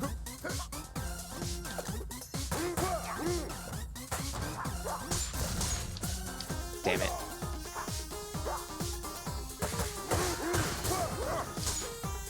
Damn it. There we go. Let's take out this Jonathan. Moment of amusement. In the background right there, you can see the clothing of one of those bongos on a wash line. Apparently, someone decided to do their laundry at some point. Oh well. Fight all night long, baby. Nice. Well, this is Wood Oak City, after all. The Anri variant is fairly annoying in that he does a lot of rolling. His roll is moderately damaging to both allies and enemies alike, so if you're careful, maybe, keyword maybe, you can take advantage of it. More often than not, though, you won't be able to. And I just realized that this has analog control.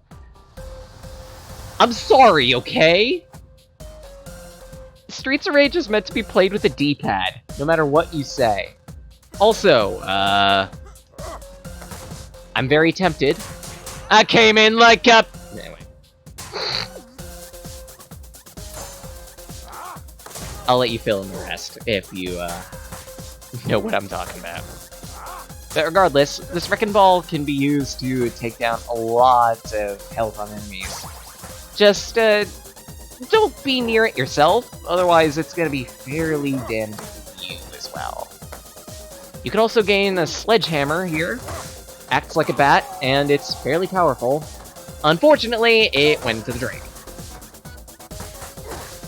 This is Price Chopper, and you're getting the boot. Oof. Big boot! Ow. I had to be impatient. Oh. There are a lot of bricks around, which are throwables, and you might need them. You might not. I would recommend at least clearing some of them out of the field, if you can. We'll find the reason for that in a few seconds. I have a brick. Jeez, people would steal anything just for a brick. The people who use a brick for anything, even to steal another brick. That was the joke. Jeez me. Way to go, failing to remember everybody hates Chris. Hype. Oh, damn it. That's gonna be fairly damaging. Yeah, Kubos can manipulate bricks. How? I don't know. Like, if they're able to manipulate metal, it makes sense for a few things, but bricks aren't metal! I don't know what you're smoking, game, but that shouldn't be the logic you're using. Have a pipe. Ow. Give me that sledge. Pick your up for. This is up for last operator standing. Oof.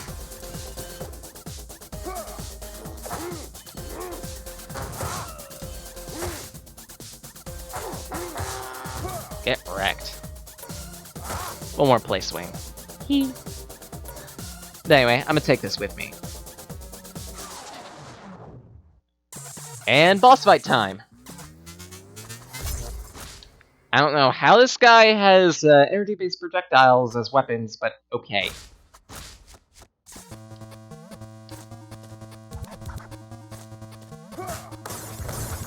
Ooh, ow.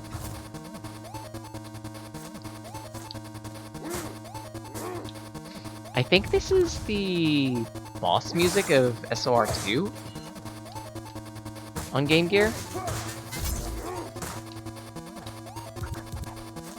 But yeah, his floor projectiles, not too bad to dodge. Base projectile, he follows with a stronger projectile. The moment you break his shield, he becomes vulnerable to attack for a short time. You're gonna be doing that a lot.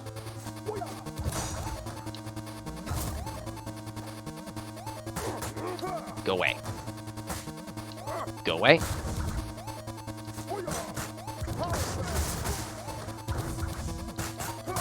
Broken? Damn it. Of course, when you do break his shield, I recommend that it not be at the end of a combo. That way, you can get the most out of your damage. When he powers up like this, he gets a free shield. His shield gets a little longer, I think. He also gets a tracer projectile that follows you on the ground. His blast projectile is a lot larger.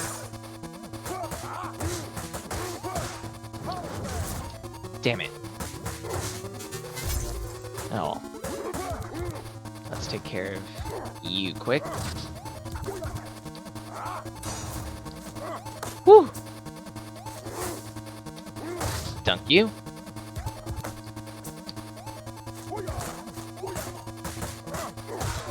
Take care of you. Like.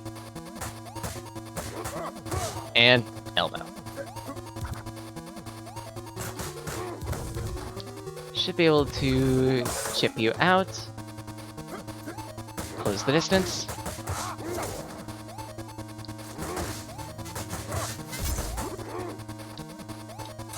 Now I'm gonna need to get that ramen.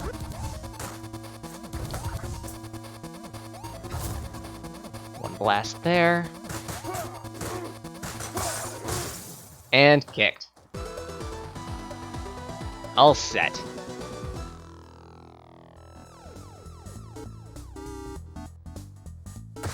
That takes care of stage 10 of 12.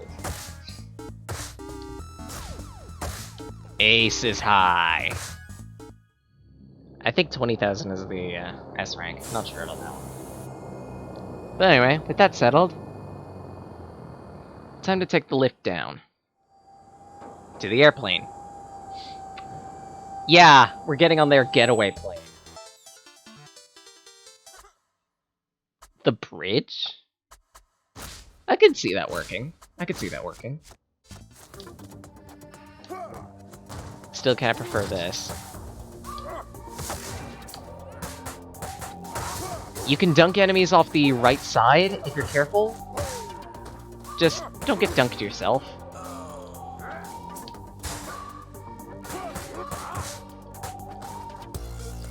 Kick. Toss.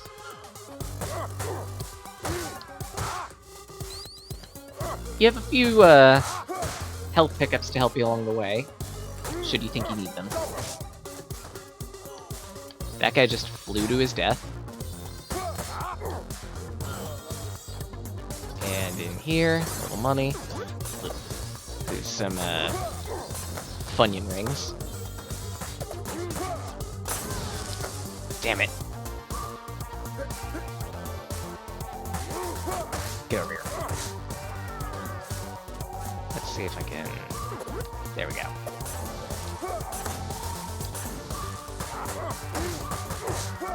Takes care of you.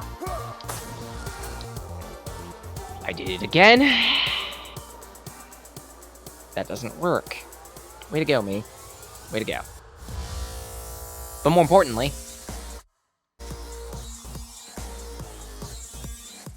it's going to be an absolute rushdown, and we're introduced to a new variant of the Victoria, who throws electricity pots. Introducing Anne. We also have new Murphys.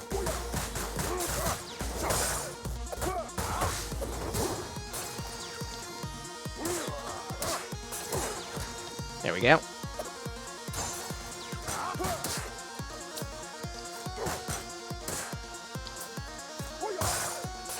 Care of you. Dunk. You go off the wall. Damn it. Almost avoided that with style. Oh well.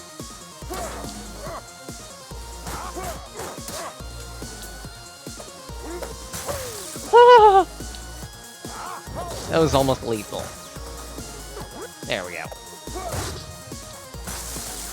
Damn it. You can use the electricity to more easily take care of the shielded units. There we go. Takes care of you. Now for you. There we go. Take care of explodey barrels. Pick up some items on the way to in.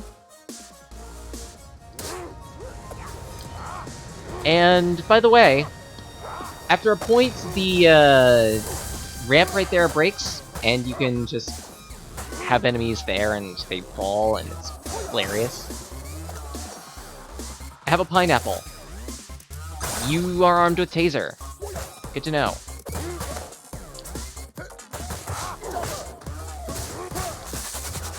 Ugh.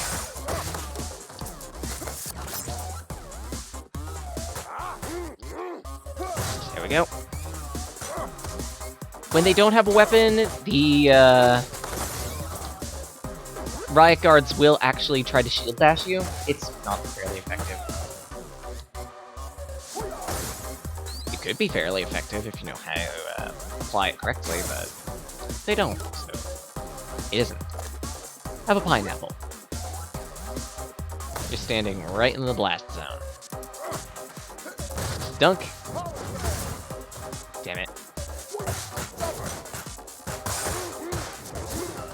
There we go. That takes care of you.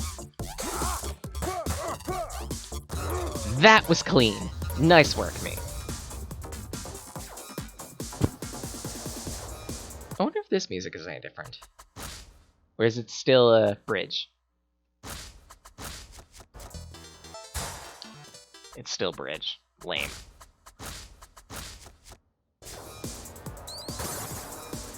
Oh, and I didn't show it off. I'll probably show it off in the arcade mode run that I do. Because why not? But the Stage 1 music variant is Go Straight from Streets of Rage 2.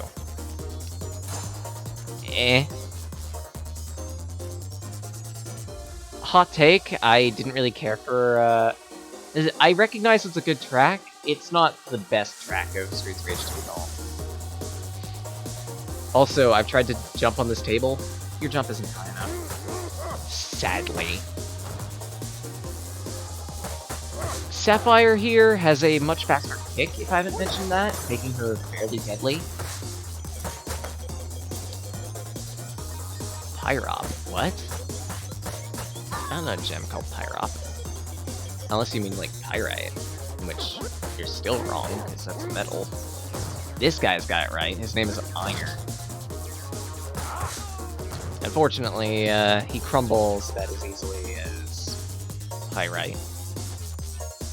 Let me get to that star, please. It was over here. There we go.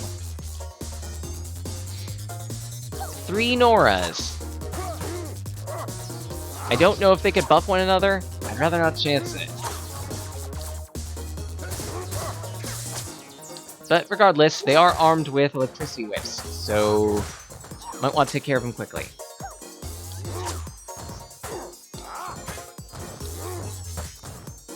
Fortunately, flinging them is always useful. There we go.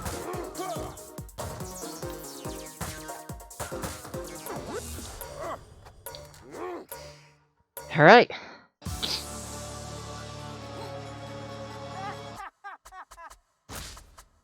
And let's see if the music is what I think it is.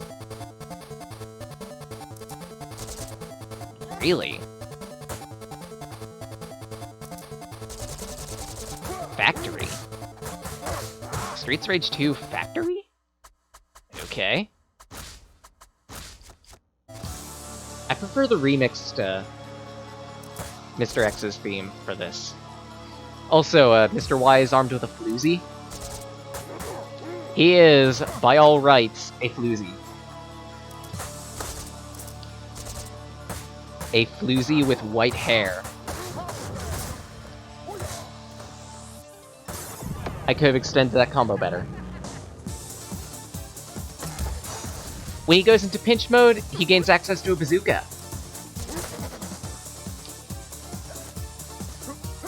That bazooka attack is fairly damaging. He also can jump into the air and launch out pineapples. Also fairly annoying. He can dodge roll as his recovery.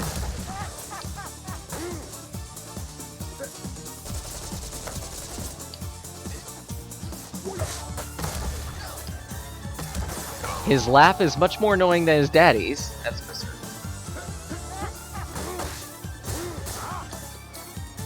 Sounds like a pompous rich kid. Like, almost like what Artemis Foul's laugh would probably sound like. I'm kidding when I say that. Little chopper action. Because this playthrough is essentially Soget learns how to properly special. He actually gets super armor when he laughs. That's impressive.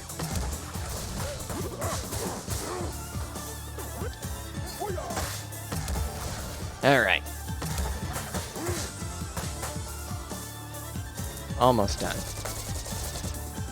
I've still yet to master the angles on that gun of his, but Mr. Y is a real easy boss.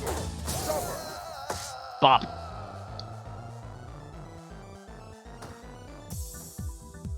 Given one life, I could see potentially how I could solo take him down. Well, with a full health bar, maybe. But that shuts down that stage. Rank B. Not bad, me. You don't know when to quit, do you? It's over, son. Just surrender. Oh yeah? I'll see you in hell before I do that. Even the island is shaped like a Y. Oh my god. Why do these guys have their own private Y-land?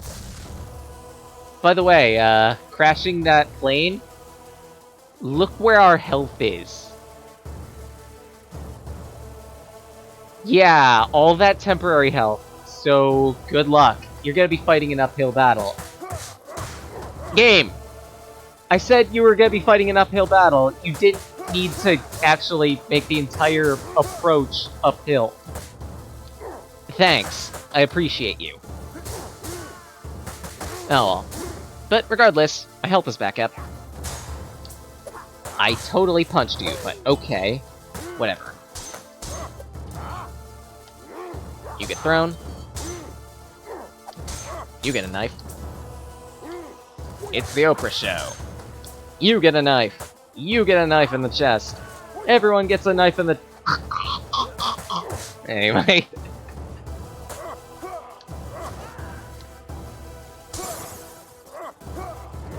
Come on, there we go. We have a bit of a rematch against a few elites here. Specifically, Sapphire from the plane, Caramel from the bar. Oh boy. You get a throw. Fling. It's still so satisfying flinging enemies. And is it right here? There would be a barricade of bikes, but I've already partially taken care of that thanks to throwing around Caramel. Slash, Caramel throwing herself around. Because I'm talentless. Lazy. Donuts. Delicious donuts. We also have one more variant of, the biker lady. Straight up candy. Okay. She's a lot beefier in terms of her health bar, and she's accompanied by, ah, crap. She's accompanied by a Caramel. She's also more likely to use her suplex special. To use her suplex on you.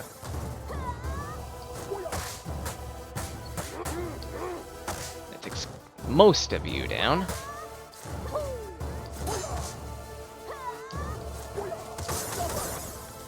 I can use Chopper in the air?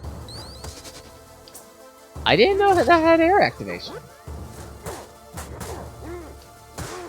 That's interesting. I mean, it makes sense, considering the move is named Chopper, but... I wonder if his side special is air activation. Like, I know Blaze's Kikosho actually has air activation, and that spirals her to the ground, making it easier for her to combo like that. Alright.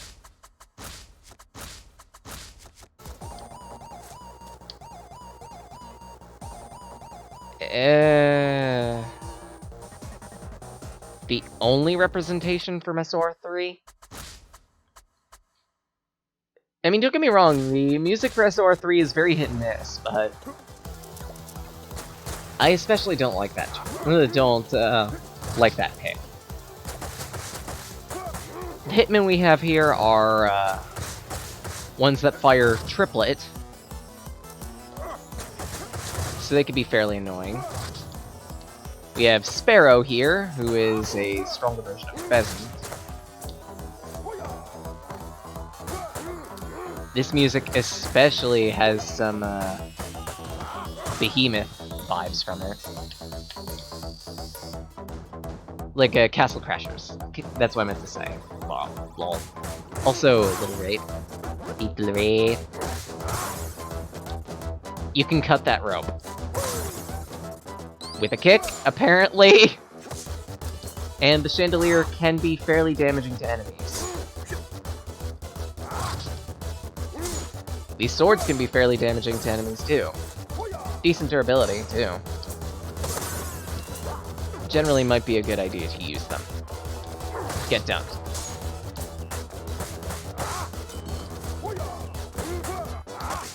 This will take care of you. I really like this stained glass. Just saying. Bop. Like, now I'm seeing it, those robots in the background, SOR3 and SOR2 references. The one on the right is the particle robots that were bosses in SOR2. The other ones are the number models from 3. And of course, stained glass picture of the big man himself. Bullshit. Dunk. That takes care of you. And thanks for the gank, Noodle. Variant of Kubo, Babo. Babo's slam attack is much faster. He also comes pre-equipped with Morning Stars. Let's show this guy the only Morning Star he'll ever see. The sun, duh. I'm implying that we throw him into the sun. Unfortunately, I went through that entire fight with him without gripping him once! What is wrong with me? Oh well. Yeah, come on. Eat these. And new enemy that only appears here, ninjas. These ninjas do nothing but throw shuriken, and they're kinda damaging. Not bad to deal with. But the big thing about these guys, you cannot throw things at them. They have glowy shields that protect them from all types of throwables. I said they have glowy shields that protect them from throwables. There we go, see? I just catch them at a bad moment. Thanks for almost making a liar out of me, douche. Giant spiked ball. Good idea to use it to more easily take down the Anries. Because it does shave their health by a significant portion.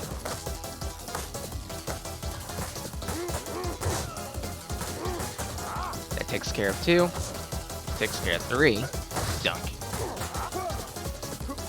4.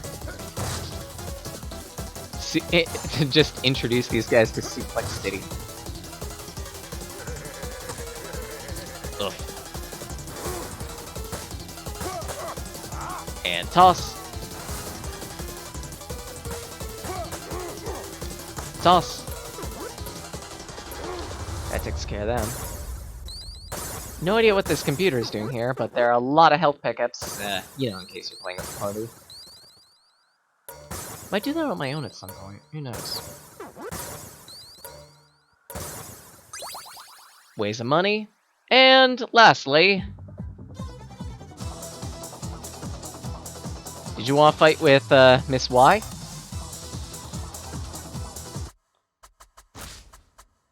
Because that's what we're getting, and also,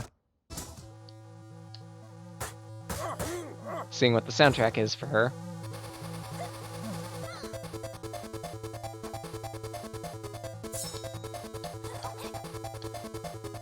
Yeah, makes sense. It's, Game Gear Mr. X. But I like what they did with the, remix track better, I'm sorry. It just sounds better. Nice. That's shaved hell.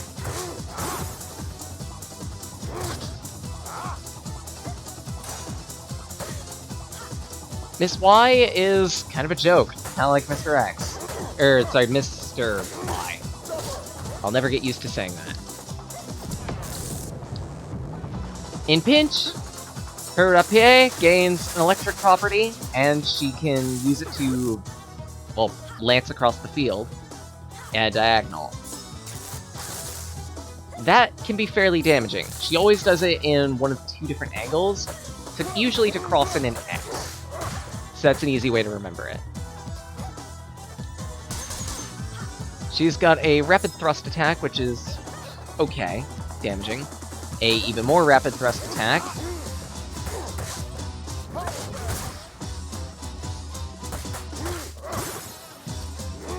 I've almost got this wrapped up. Like, when I first got to Miss Y, I took her down without losing a life. But of course, she runs away before we finish wiping down her life bar. So, let's see what the retro track for this final boss is.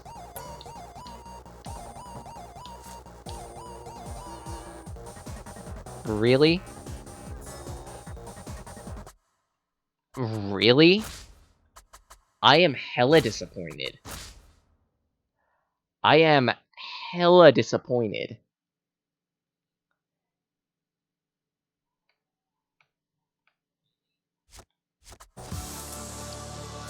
Because this is what we get otherwise. But by the way, both bosses start in their pinch mode to kick off this final boss fight. I forgot Miss Y has that grip special.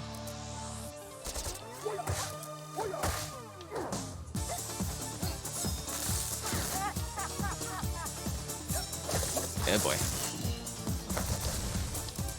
As a team, the 2 of them are actually fairly difficult.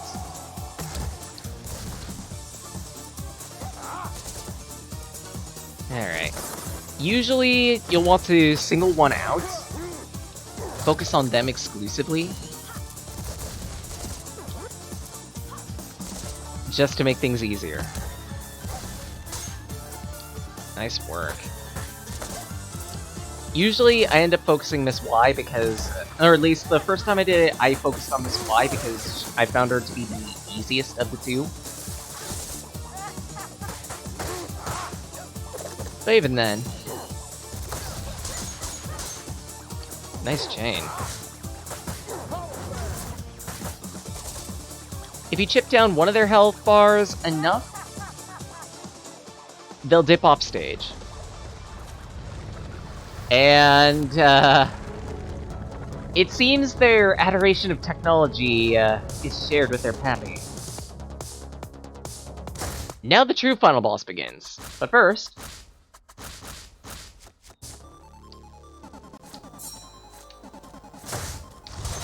Shiba's theme? Really? Okay. Whatever. But yeah, the mech itself is fairly easy to damage. Just hit one of its tentacles. If you have one of the SOR1 characters, they use a police special for all of their star moves. Feel free to use that to make really short work of this guy. Otherwise, just focus, go ham.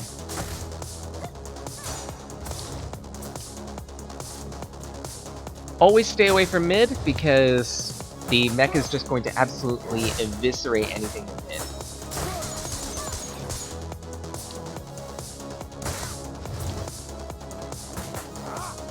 Alright, wait. Wait again.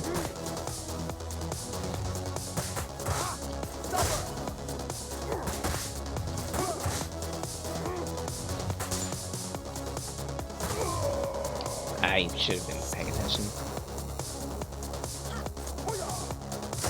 Wait for it.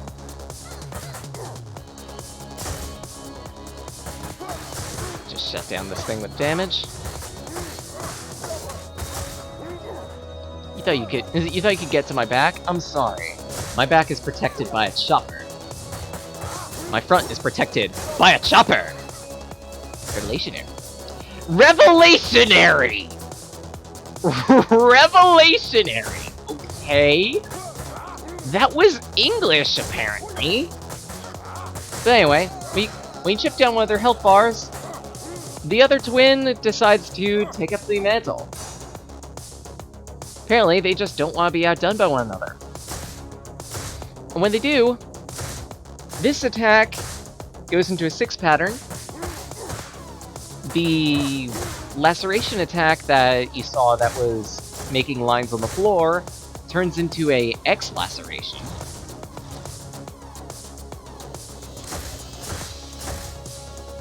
Triple solo stomps. But even then, this boss fight ain't that bad. Provided you stay to one edge or the other, you should be good. Also, it doesn't matter which limb you decide to damage, provided you just keep wailing on one of them. Wait for it. That's a new one. I don't think I saw that attack.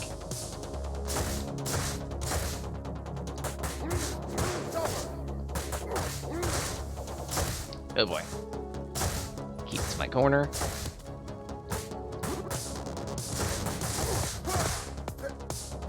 Wait for it. I'm gonna do it. It's going to be a cross attack. Got the cross attack. There's a subtle tell to that cross attack. Like, the claw wiggles a little bit. But regardless, that's SOR4. Believe it or not, when I finally got to this boss fight on the hard mode, I beat it without using a continue.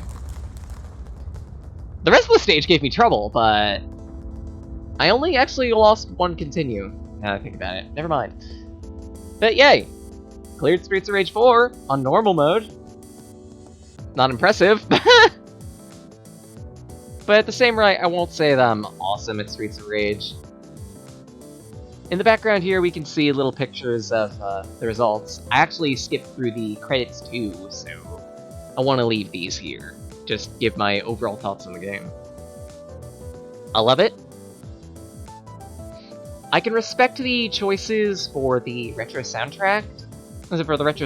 For most stages. Well, for some stages. But...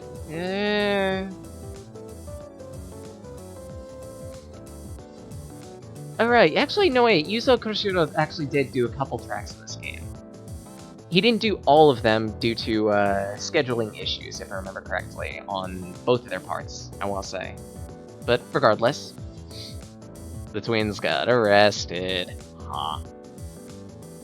Here we actually get to see the names of the music, so that's cool. Funky HQ. Yeah, you got that right. Stella Round 1, Ghost Fair, Underground's on Fire, Bourbon. Dude Joe, nice. Aphex Train? Okay. I didn't know this involved the Derp crew. Oh well. 25 years ago.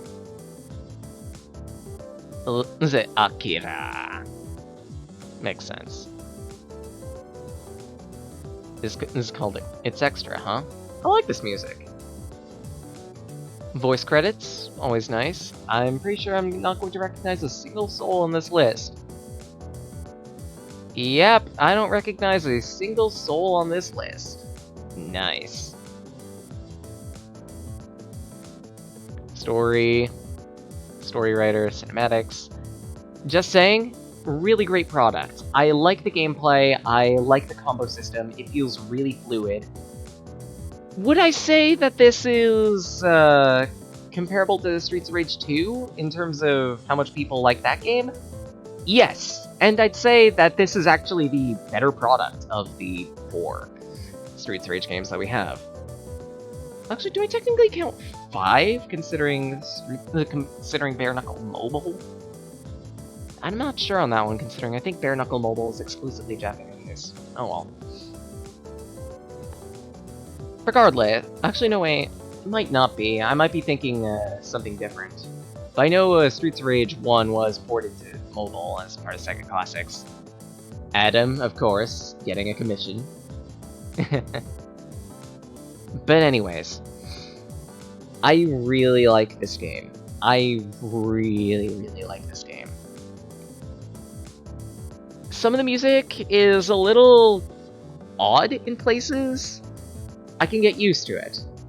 Some of the quirks in the combat engine are odd as well. I could get used to it. I like what they're doing here. I can work with it.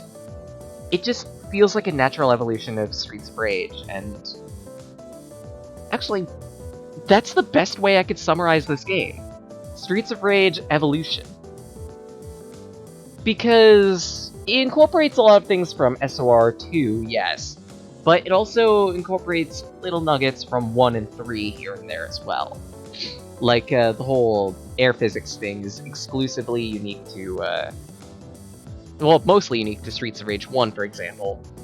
A couple music tracks are ripped from 3, I know that for certain. I think one of them was... I'm trying to remember the exact name of the track. It was like in this stage, in the 12th stage, actually. Expander, I think that was it. I could be wrong on that, but regardless. I would say, full on, this is the definitive Streets of Rage experience. As a longtime fan of the series, as a person who grew up with the original 3 games. Would I say that it's worth the $25 price tag, though?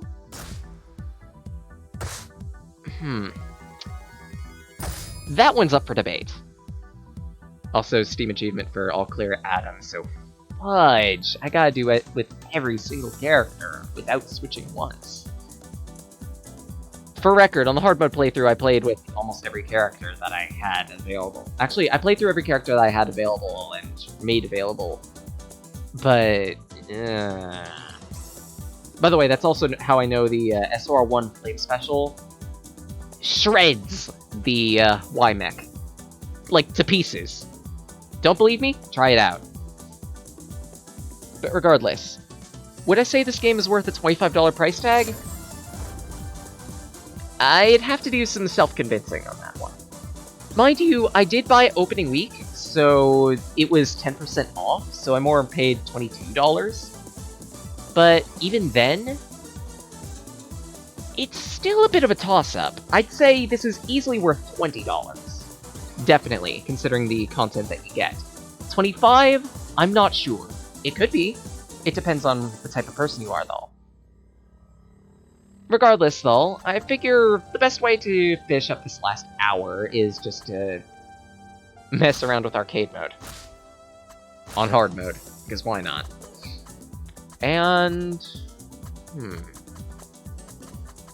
I don't really like Axel, honestly. I might as well show off the SOR1 variant, how the SOR1 variants work in terms of physics and whatnot. So I'll just start with Adam, work my way. Wait for it to load. All the Streets of Rage 1 characters, I feel like it's a little lazy in terms of their animations, but eh. Their power is increased to make up for the fact that they don't have special abilities. They also don't have free air actions. Normally, characters will be able to perform a standing air attack, a moving air attack, and a down and air attack that makes it easier to combo. The SOR1 characters, not so much. However, their damage for their rage combos more than make up for it. And in terms of specials, well, this is me hitting the special button. This is me hitting the character special button. Thanks, Murphy. That fire attack hits in an area around you, so the best way to use it, in order to cover the most amount of the field, is to make sure that you're at the bottom of the field. Otherwise, it's a bit of a waste, in my opinion. I could be wrong on that one. Shank.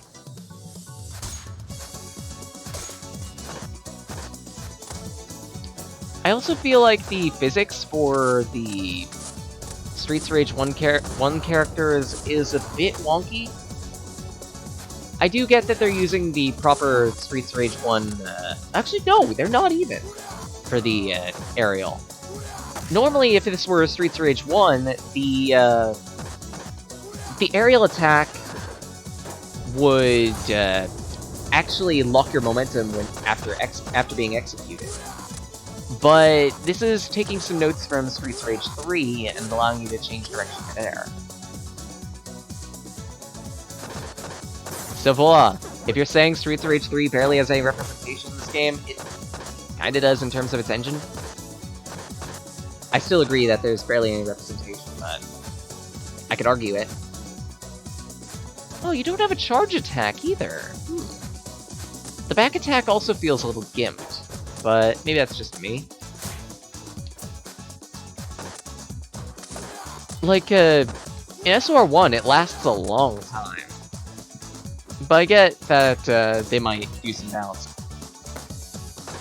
Stupid hiccups. I drank water! How am I I think it's because I'm talking too much. But anyway, what thought was I on? I've forgotten. Oh well. Let's show off an SOR2 character. So, nice. I used to play Skate a lot in SOR2. I get that his power is not that good, but he's got some fairly useful tech.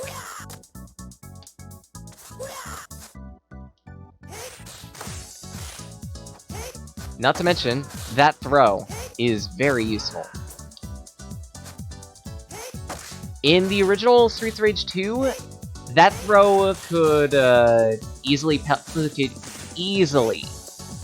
you make room in a pinch. And in SOR3, when they reintroduced the whole fatties now properly crush you when you try to throw them, Skate's throw mitigates that. Because this throw relies on the weight of his enemy, as opposed to actually using your own power, you don't need to worry about that. Power windmill, okay. And your side special should be the feet drill. There should be the absolutely broken foot drill. That's not broken. They balanced it. Fuck. Bright side, you still get your somersault bullet special.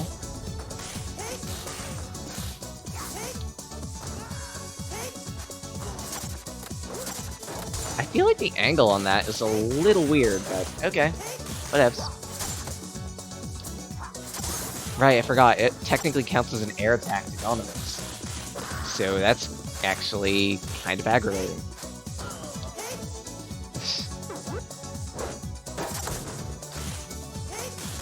I wonder what your, this special is. Sliding Power Windmill. Noted. You directly take notes out of, Cherry for that one. Or rather, I should be saying Cherry takes notes from you. Considering you're older. I believe in Streets of Rage 2 you were like 12? And so maybe you're 22 now. I could be wrong on that one. Let's see SR2 Blaze.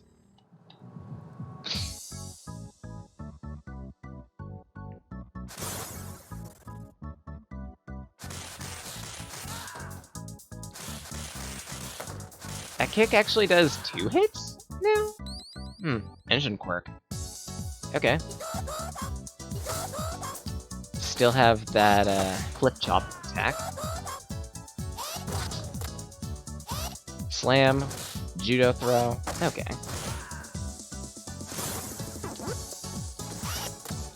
Air kick. Downward chop. Alright, seems that that's in order. So let's see about your character specials. Kikosho, normally. You still have the double knife attack word. That's cool. And for your standing special, it should be the flip kick. Yep. Alright, so let's see. Oh, wait. That's really flashy. I like that. Triple flip attack. That is absolutely elegant. I love it when characters use their agility to properly dispose of an enemy. That just looks amazing. Alright, so let's see another character. Actually, I need to play it on hard, so, huzzah indeed. Max. Let's see how much they, nerf his standing pummel.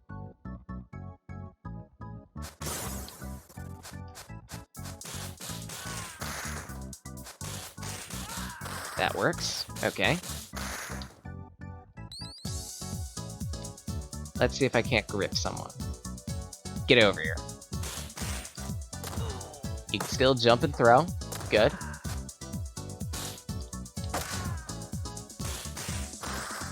Headbutt. Alright. And backbreaker. Actually, that's the German. Oh boy, he still has it. So let's see. Well, actually, it makes sense that he'd have it. They reduced the speed of the sliding kick. But let's see how much it shaves health off. Of course, I'm gonna need a beefy enough enemy for that, so probably a Donovan.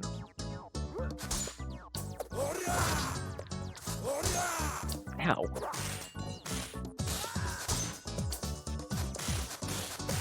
Because in Streets of Rage 2, that was an absolute ball buster. And so far it looks to be.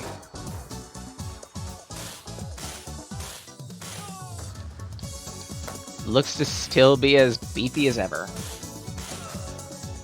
Makes sense. So, character specials. Sliding tackle. Okay. And spinning lariat. Of course I die, because I'm just messing around. So that leaves the question of what your unique special is. Titan Throw. Let's call that. Nice.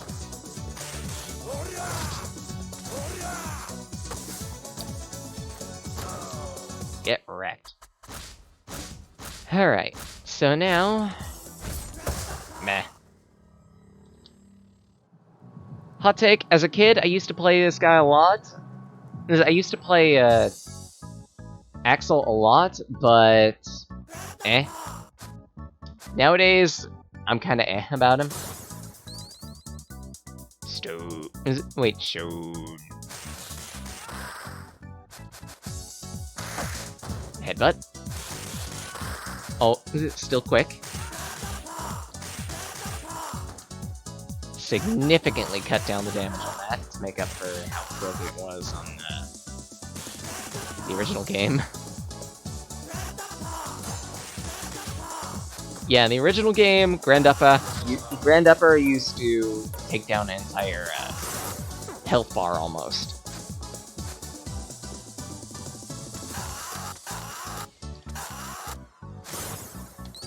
Let's see if I can't... Flying Knee Press! There we go.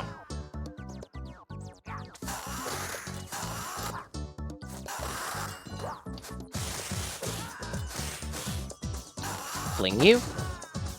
And let's see about specials. So, Dragon Wing.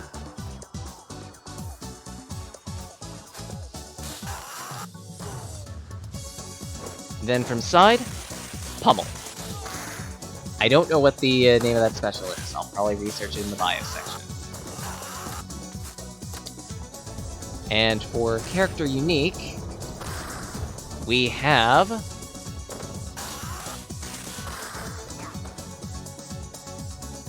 a stronger version of Bare Knuckle. Or sorry, not Bare Knuckle. Technically, Bare Knuckle is like the... It's what they translated the name of it to... It's what they translated it to in SOR 3 when it came over to the West.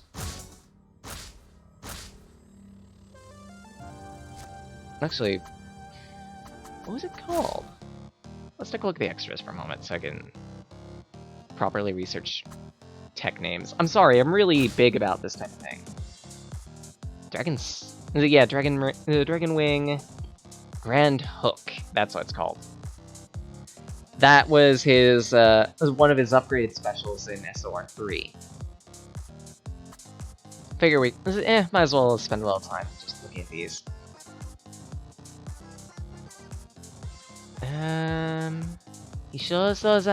I think that one is her dash special.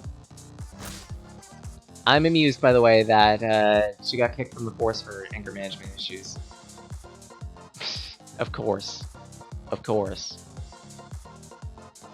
Tamashi Age is her unique special. Stage entrance is fairies. We'll get to her. Actually, you know what?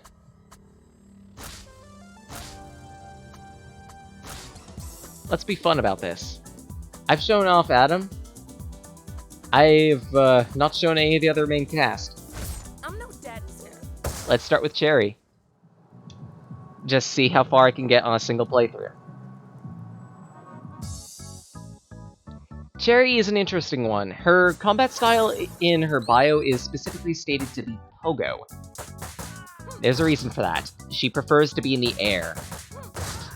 A lot. Specifically, her fighting style seems to be named after her downward attack. This is her downward aerial, which, wreck you. Okay, show this properly. Gelsha, get over here. If you're good at timing it, you can use it to pogo off of enemies, and then, when you're at the peak of your jump, absolutely wreck face with a strong attack. Her dash attack is a flying knee press. Whee! It's very damaging. Well, I say that, but it's really easy to link it into combos. Let's see if I can show it off properly.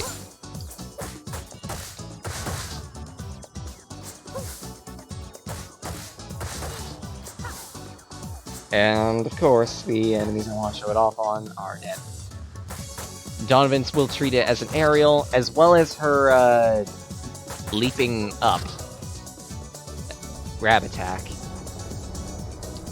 Due to how her grab works, I don't think she actually has a back grip on an enemy, which is interesting. There we go, flying knee.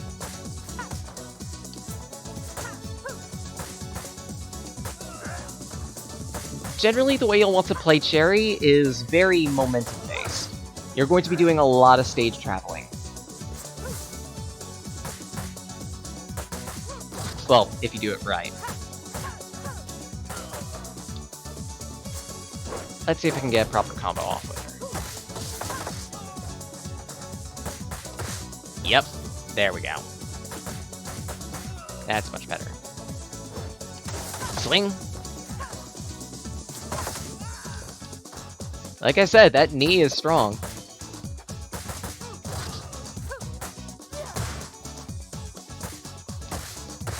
Wreck. Specials. Townsend Smash.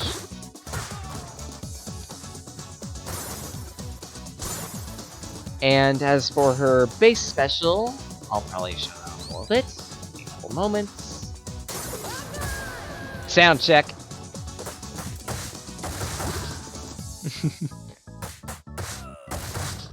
It's her clearance move. Not too bad. Mic check! It launches enemies that come into contact with her, so make sure to use it if you're in a pinch.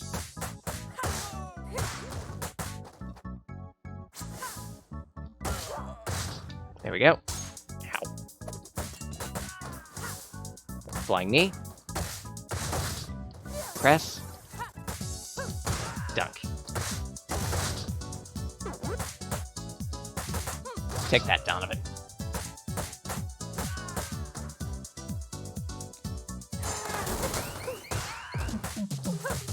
Absolutely tabled. I'm sorry, dude.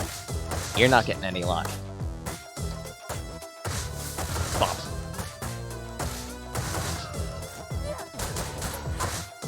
Let's see if I can take down this car quick. Get my combo up.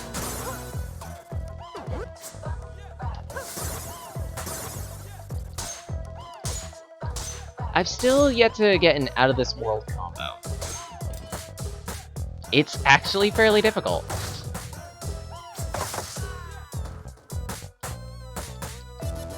I think I remember researching that the combo system in this game works based on your damage. I remember that, but it's fairly difficult to rack up that much damage on enemies. There we go. If you're really careful with her strong attack, you can link it into itself for a combo, which is an interesting thought.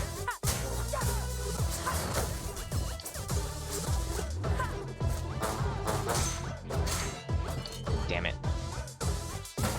Let's see, level up. Flying knee. Bop. I keep forgetting. Keep forgetting that's a thing. Oh. There we go.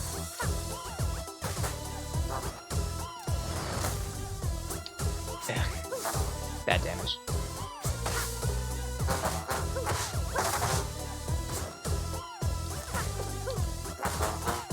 There we go. That takes care of you. And onward.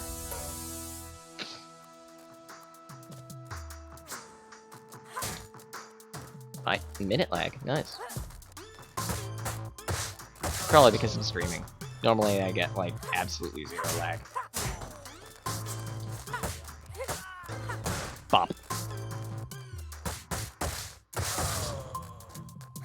You get tabled. Come on. Let's hit you. Dunk. Power dunk! Please tell me I wasn't the only one thinking that. Like, seriously, it just screams, Power Dunk!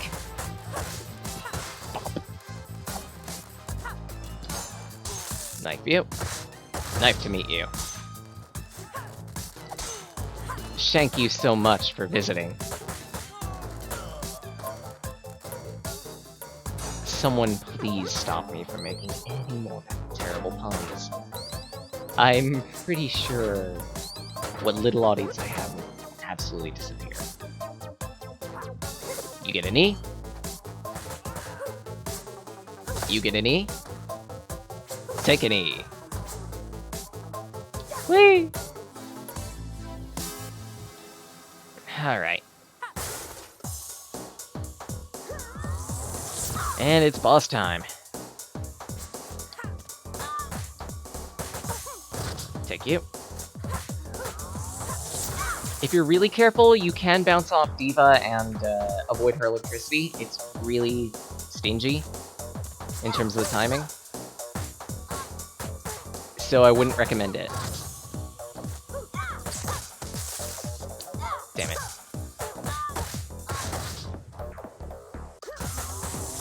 Oh, nope. Flying Knee.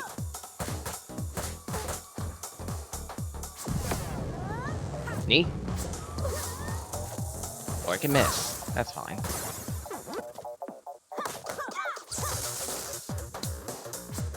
Alright. Take you down.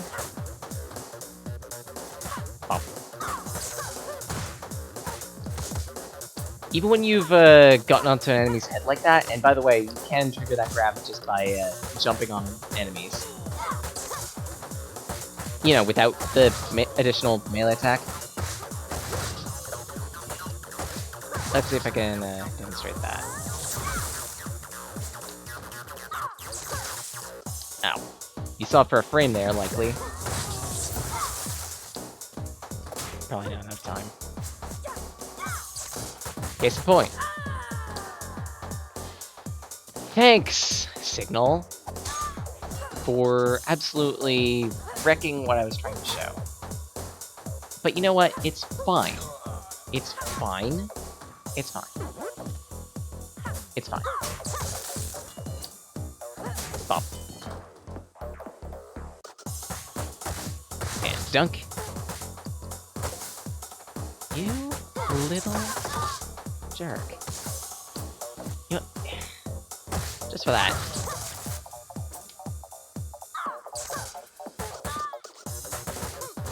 Get wrecked. I wonder. Thought so. Townsend Smash can be used to in-air. That's really useful to know. Makes a good, Actually, no way. I get to say it. Have my party starter!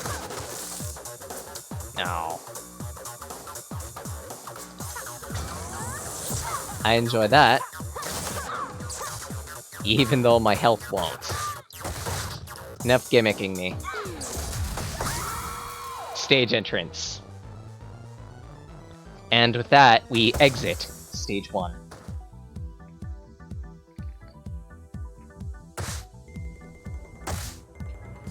All set. Now, in the arcade mode, well, lives carry over. Your score carries over. So, as a result, in a later game, lives become a little harder to earn. Fortunately, though, Lizard Cube thought ahead and decided to give you a little, signifier when you clear a round of enemies of how many points you need for the next one-up. Flying Knee. Damn it. Kick. Also, nice graffiti on the wall here. Just saying. I'm pretty sure that says brand new house up here in the upper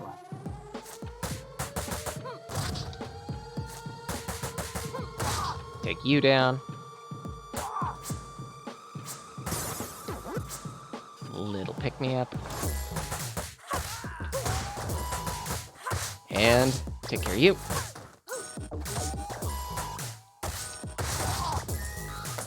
Jump, jump. Flying knee.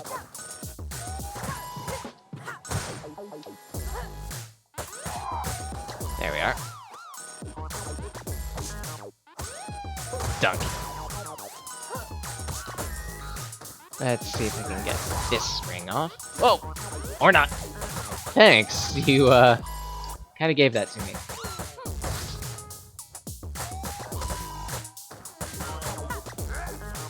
Take you down.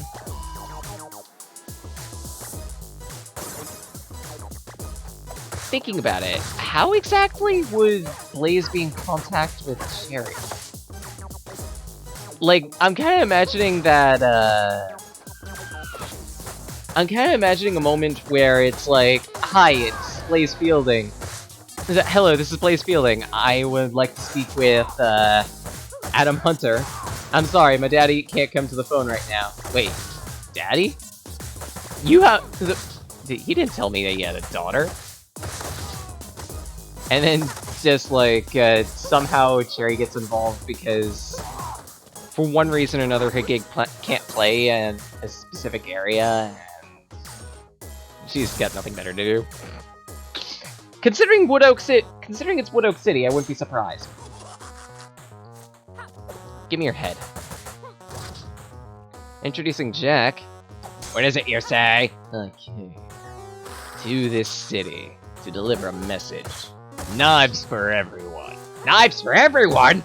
Oh boy! That means I get to cut all the vegetables I like! Jack. What is it you say? I took the knife and I shoved it. What? What is wrong with me? Also, I still have this very pixely knife. Okay?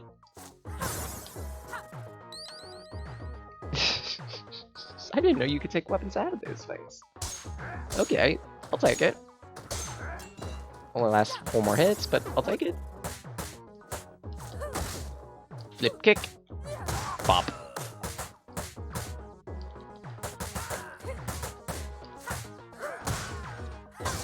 Townsend. Hello, Murphy. How's it going? Boop. And you get a stage entrance by accident because my finger... Because I fat fingered the square button. How ironic, considering my fingers are actually very skinny. Bop, bop, bop, bop, bop. Flying knee!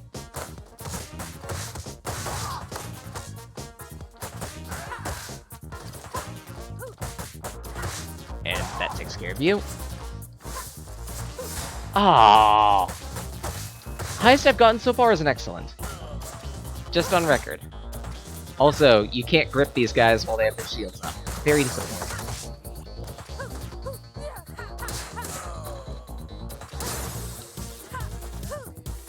Oh well, come on. We'll go to your hips, don't worry about it. Bop. Bop, bop. And... Aww, I was going for a 1-up! How dare you ruin my perfect combo. Bop, bop, 4, 5... Oh! You had to move. Thanks.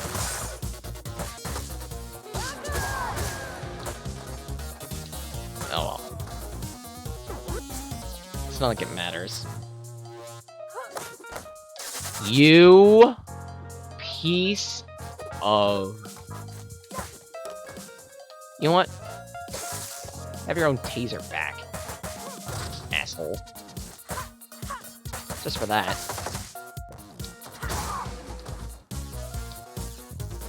You get the Townsend. Get beat with the charge. Bop. Actually. Hey! Is it? Hey! Damn it. I had a bad joke. I had a bad joke, and I ruined it. I ruined it by completely messing up my bad joke. Thank you. Thank you so much, me. You're an absolute pleasure to be around. Sarcasm.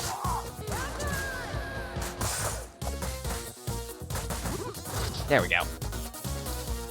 So, dude, is she on our side? I don't know. Oh, crap, she's coming towards us! Sorry, I like to be a little funny with the minion locations. Whoop! Rock on! Get Chaos Dunked. And feet first. 2. Aww. One of these days I'll get that one up. 4, 5, 6, 7, 8, 9, 10, 11, 12, 14, 15. Oh! I got 14, Shane. I feel like I deserve some credit for that. Oh well.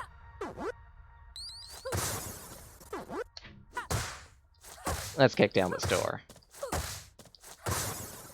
Because I don't want to waste this trudging.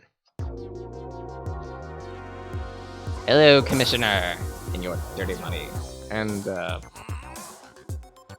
Relix's donuts. Actually, I remember those were onion rings. What am I doing? I don't need the onion rings, though. Ow. Double ow. Triple ow! Okay! Now I need them.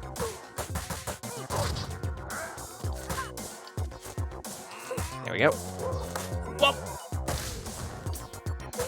Thanks. I hate it.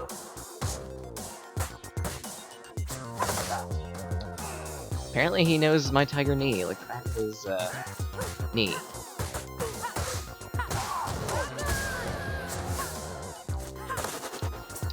Damn it. Seems like I could use my special combo finishes just fine. Standing one is for breakout. And knee. To the floor. Alright. Oh!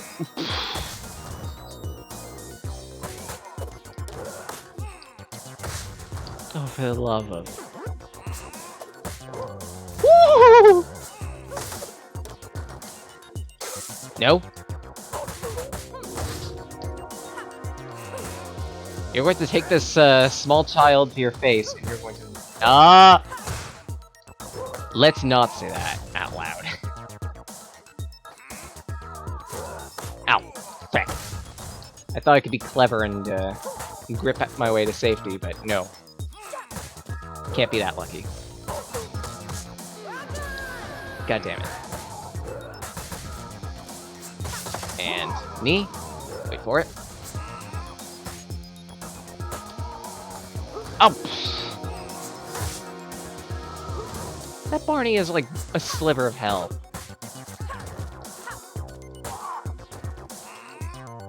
Come at me, dude. Slam. Wait for it. I just realized his arm glows red. His arm glows red when he does that. That's actually kind of cool. Wait for it. Wait. Ow. Damn it. I, forgot to roll my button on both. I forgot to roll my button on both fingers. Ladies and gentlemen, Sage Blake and English have a stage entrance. And just to punch the point across. Actually, I should be saying just to kick the point in. Little pogo jump. But anyway, you do get a point bonus for not using stars, but honestly, compared to the point bonus you get for keeping lives, keep lives. If you have to spend a star, oh well. It's not like they carry over to the next stage. You get one, but that's about it. Knee.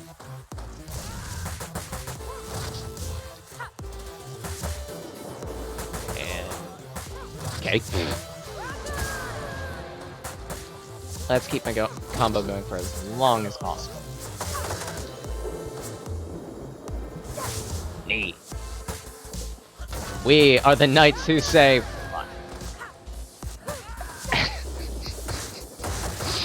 The Knights Who Say Fuck. I think that's the, Rule 34 variant of Multi-Python.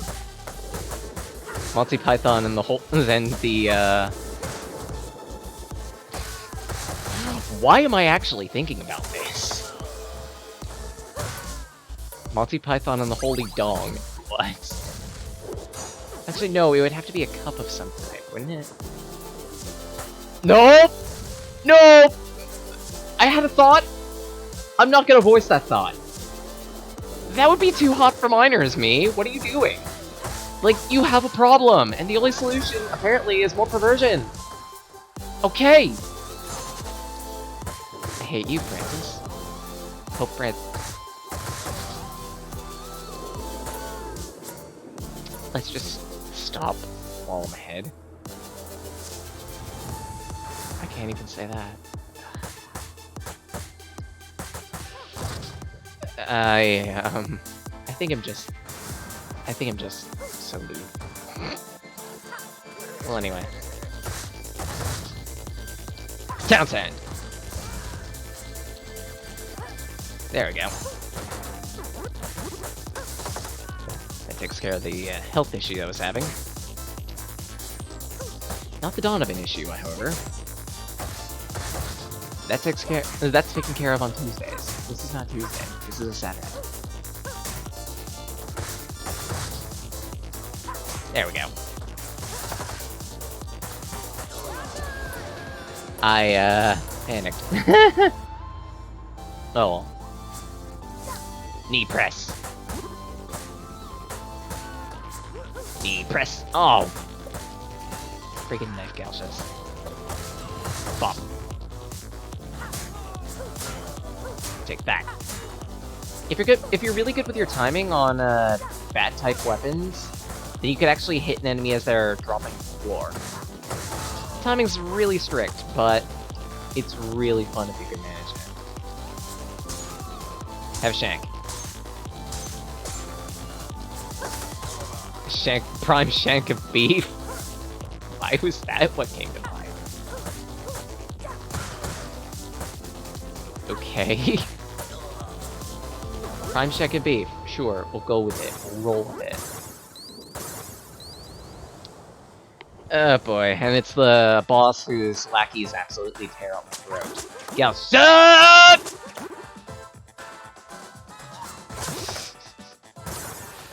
Ow.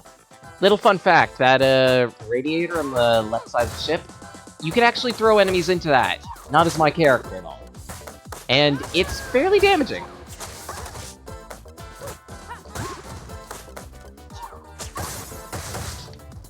There we go. Tiger Knee. Thinking about it, I think my character actually struggles with this boss, considering she doesn't exactly have a viable throw.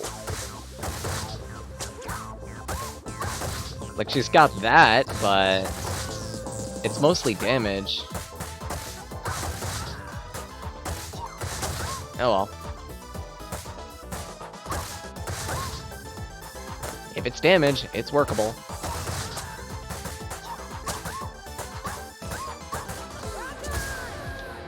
There we go. That takes care of you. Get slammed.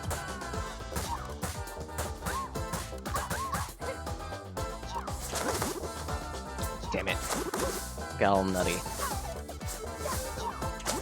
What am I doing? I just let her buff up 3 gal shots! Yes, I'm gonna do that every time, even if it risks my throat. Is it a good idea? No, but when have I ever had good ideas? Slam. Bop, bop, bop, bop. Townsend.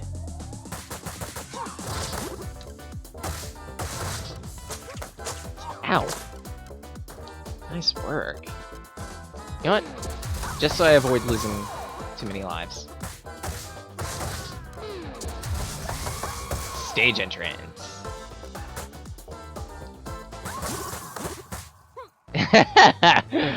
This is gonna hurt when you come down. Oof. I love how the fight actually ended while I was pummeling her. As if that wasn't bad enough. I mean, like, jeez. But alright, stage 4. Just realized I'm gonna have to fight Estelle.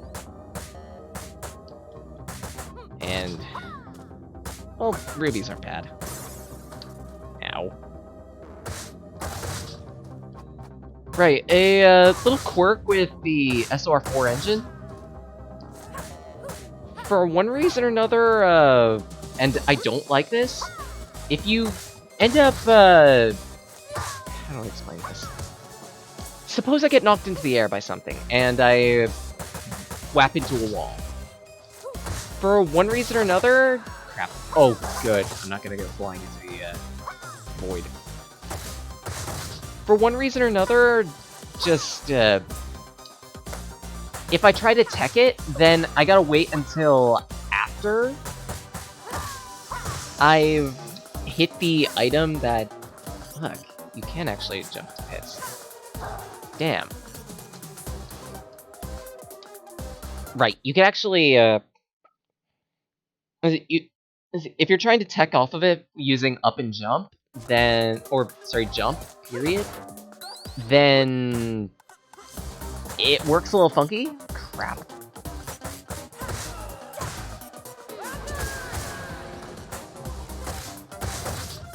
Because you gotta wait until after you've teched off of the object in order to recover, and even then, sometimes it won't let you recover.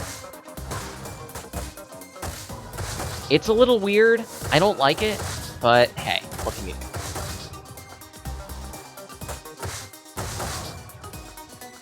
Bat. God damn it.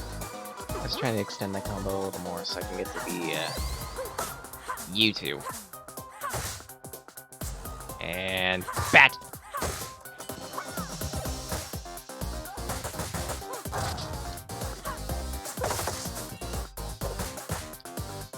Let's say it takes care of you.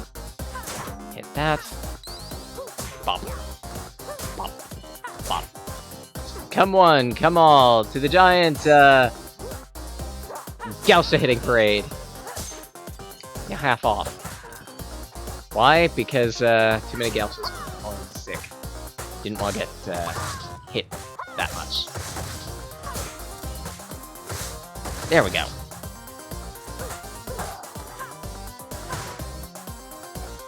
Slammed him. There we go. And now this part. Easiest way I found to cheese, just stay here. Let them come to you. Hit it with an air attack.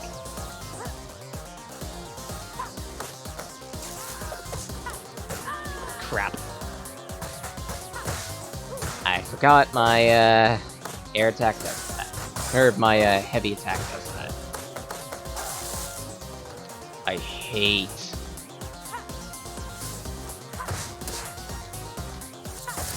there we go. No, we're not.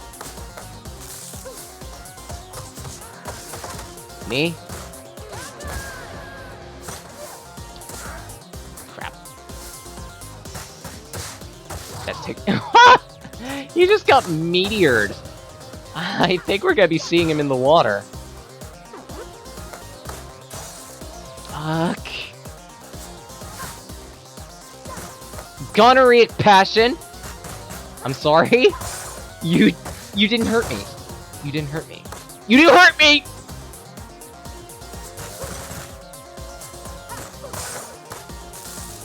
A lot.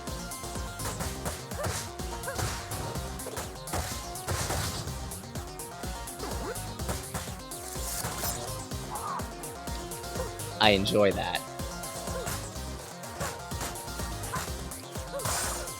There we go. Right, more importantly, let's actually take on that bonus boss just for sticks and giggles. And because the extra star is always useful. Even though like never spend the bloody things.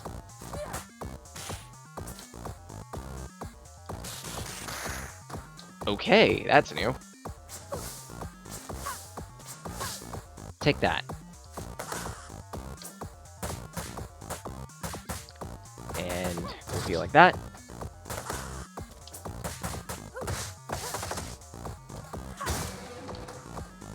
That was a fairly beefy combo.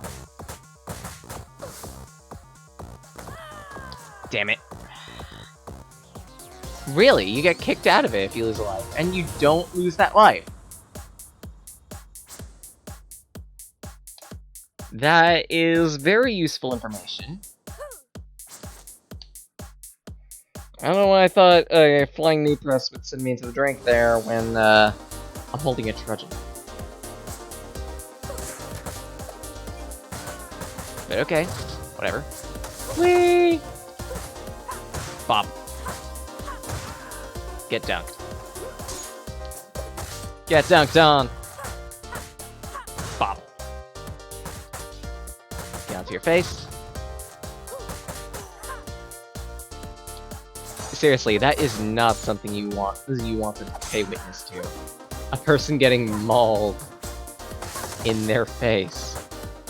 Because everything happens in the face, you know? You get it. Ow. Hammered. Little knee. Bop. I could take a bottle with me. I don't wanna. Probably would get a little damage on Estelle early, but oh well. Why did I think that was a good idea? What? Are you kidding? You know what? Take a knee.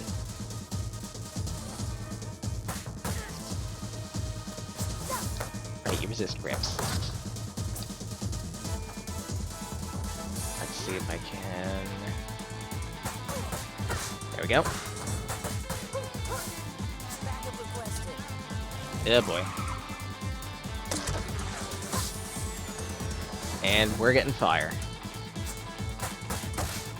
There we go. Wait for it. Grip. I don't know why I keep thinking that's a good idea.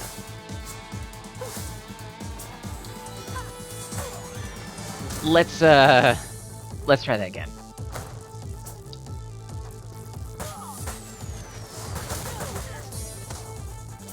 Damn it. Alright. Flying knee. I could really use that ramen right now.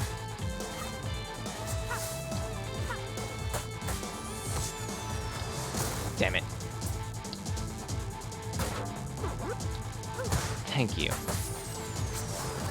Whoop! Get me out of here. Nice on! Like, what the heck? Take a knee.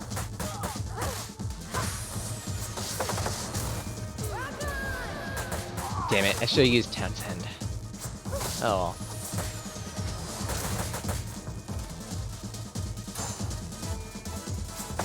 Knee?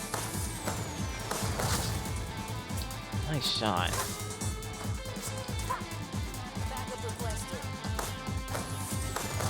Damn it. Now we're getting to the hard fire.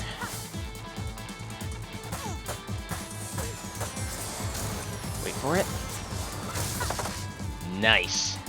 Nice interrupt. Get over here.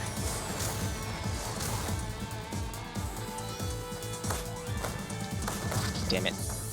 Got to finger on the buttons. You know what? Stage entrance. Twice. Just to wrap up this fight and prevent any life lost. Or prevent any lives from being lost, I meant to say.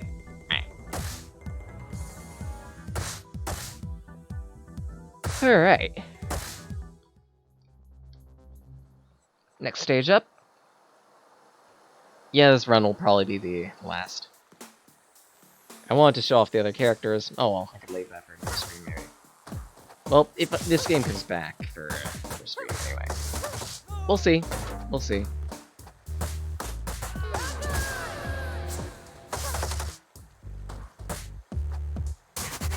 Ow. Stupid pipe Donovan's. Stop. That takes care of you.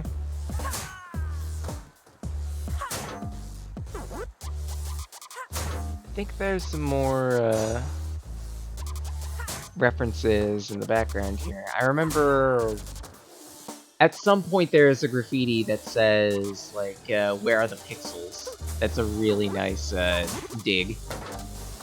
That's a really nice bit of self-deprecating humor.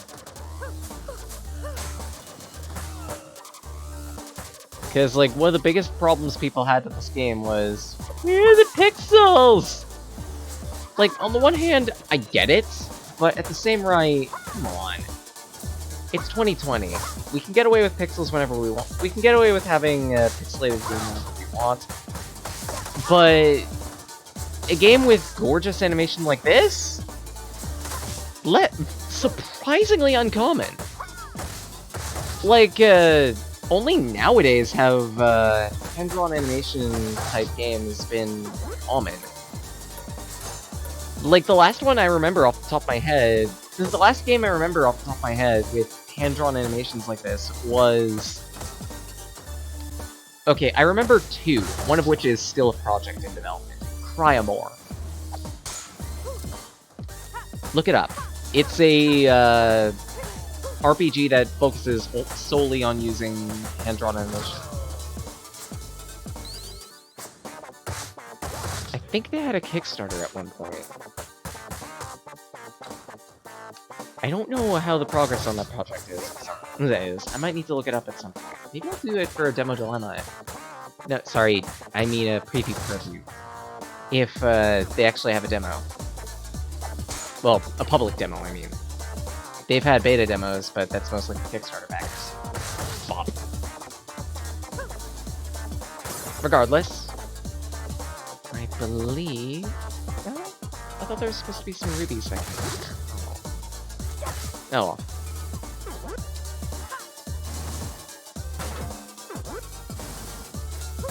Trying to remember what I was saying. Right. This is the only games that I've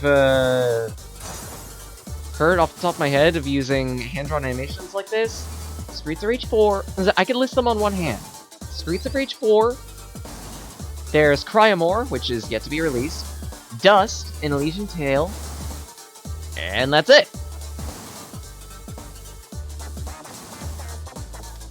Am I missing something? You're still alive. You're still alive. That is impressive. Such tenacity. Much wow. Many thank yous. Okay, many fucks given, should be said. Most of those fucks being, in iron, more than anything else. But yeah, like, on the one hand, I get it. Hand-drawn animation is very difficult. I respect people who actually go out of their way to do animation work for YouTube or whatever. By that whatever, I mean whatever platform they decide to put it on. Lol. But regardless, I understand how much time it takes, I understand how difficult it can be. Ah! But it looks clean if it comes out well.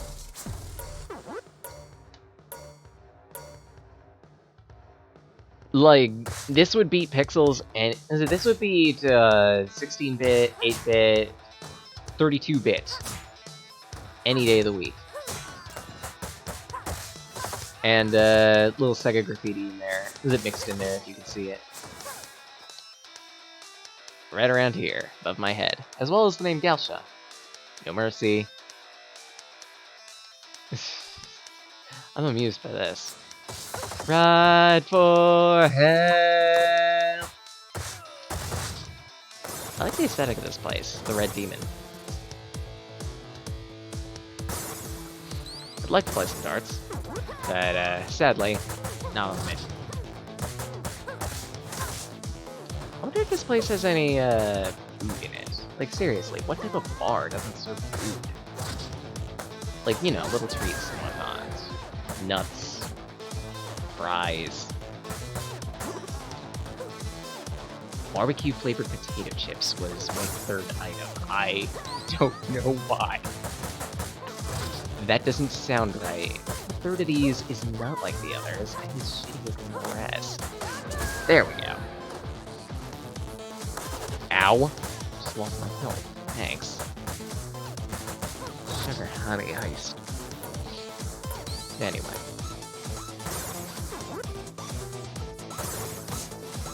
Ow. You tried. I'll give you credit for that. That is a very gimpy back attack. Just saying. But then again, what type of back attack would you use if you're carrying a guitar on your back? Or, colloquially, an axe. Right, let's actually make sure that that arcade machine doesn't get blown up. There's that taser. But first, a word from our sponsors. They have sponsors? Answer, no we don't. What am I doing? Holy, okay. Let's deal with this proper. Boop. Be right back. It's a button! How's it going?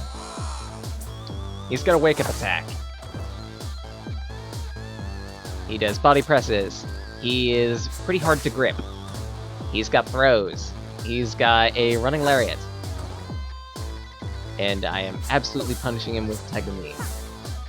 He's invincible when he does that running.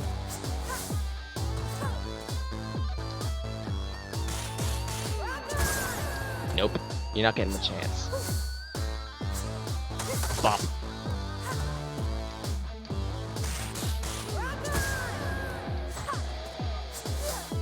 Wait for it.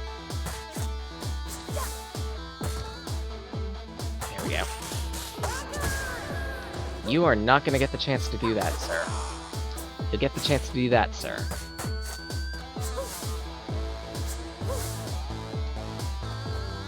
I remember my first time fighting this guy, he did nothing but running tackles. I mean, what do you think this is? A bait shop? Bop. Might as well be a bait shop with how many times with how many close calls I've had. Right, let's actually end my reign of error. Abadere? Meet. Ow. Is Abadere? Meet Townsend. I bet the two of you will get along really well. Ow! Guys! I don't know why, but that's the first thing I ever think of every time I get gripped by that. I have a problem. It's a very distressing one. Ow. Nice work. Ow. Double nice work. Nope. You made me panic. Triple nice work. You get the floor. Ow.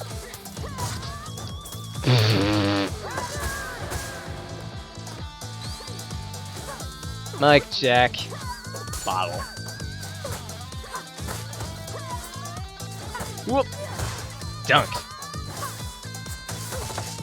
2-for-1 special. Nice. Oh. And you. Get over here. Bottle.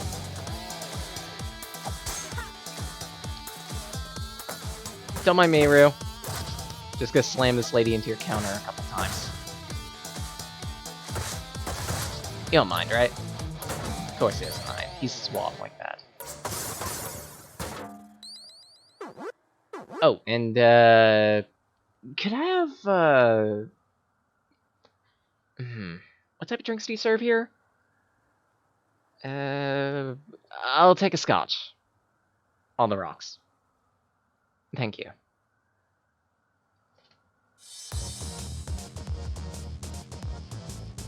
Hey there, Bourbon. Guess what? I brought your old friend. Scotch and whiskey! Oof. You actually kicked me. Congratulations.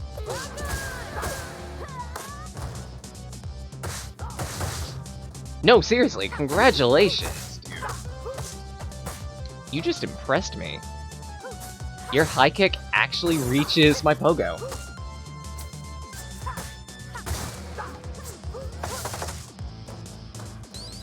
Ow. There goes my HP. You own up. Bop. So far, so good. Up. Right, I forgot. I forgot you do that. Oh boy. 4, 5. And give me your head. Bop. Nice work. Bop. Oh boy. Have a pipe. Okay, I missed. Give me that pipe back. Have a pipe. Have a pipe to your face. Alright. Fine. That's how you're gonna play. 2, 3, 4. Ow. Townsend. Fail. Townsend, more like City Shat. City. What? How is that the one thing that came to mind? Okay. Let's start this show off proper, shall we? Ow. Of course, I die on the one bike that has donuts. I wanted those donuts. Fine. Whatever.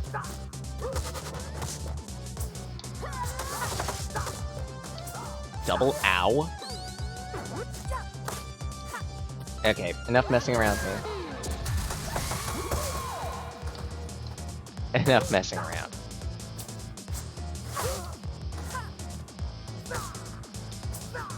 I need to impress Bourbon.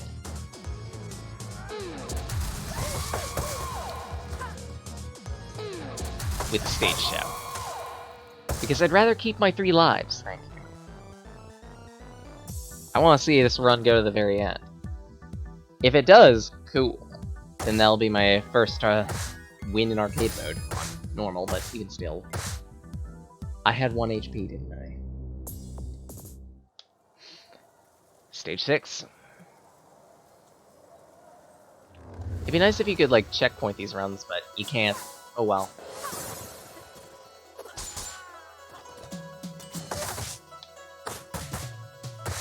Bop. Take you down. Take you down.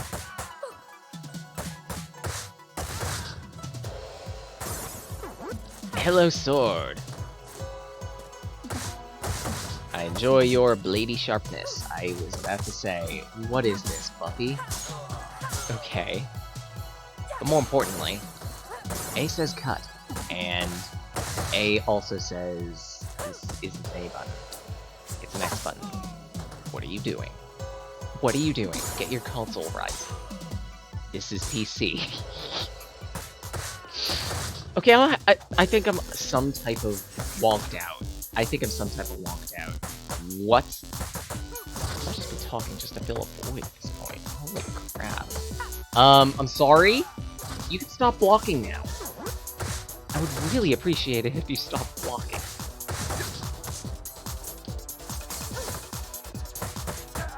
And Webtoons decides to say, hey, guess what?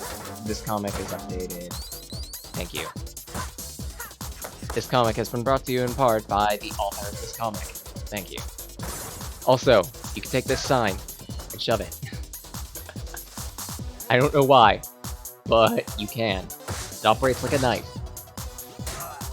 Very powerful knife. Meanwhile, these ladies are just gonna say, "Stop, please, I yield." And I'm just going to make terrible puns about science. Ow! The only thing crossing my face right now is your freaking hand. Get over here. Whoop. Whoop. Damn it.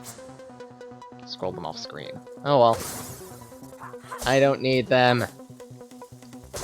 I've got Cleaver.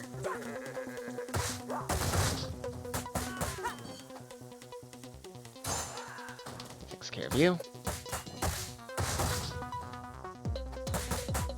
Bop. Pardon me while I get to work cutting the meat. That was clean. Any day now. Any day now. Damn it. Oh well. Okay, fine. One of the big things that I struggle with for the new control style is the fact that grabbing weapons is a separate button. I get why. Like, it's making it easier for players to just pick up this game and whatnot. Like, the idea is, okay, in the classic style, your melee attack did everything. That's kind of clunky. It led you to get into positions that, would essentially be bad for your health. At least with a separate button, you can still get into positions that are bad for your health, but at least you have a way of mitigating it, because your attack button has only the purpose of attack and not pick up. I don't like that.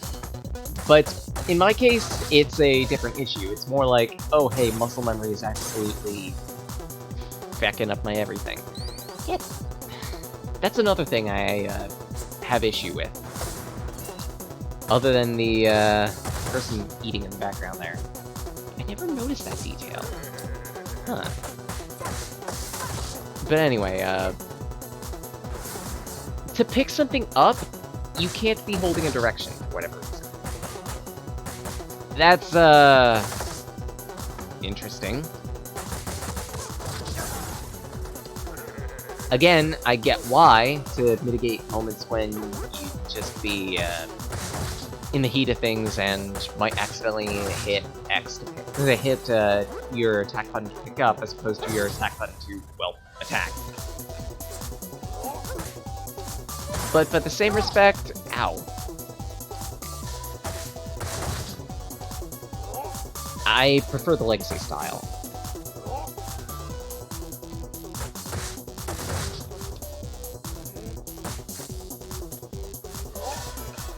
There are also some quirks with throwing that exist, but it's mostly because of the whole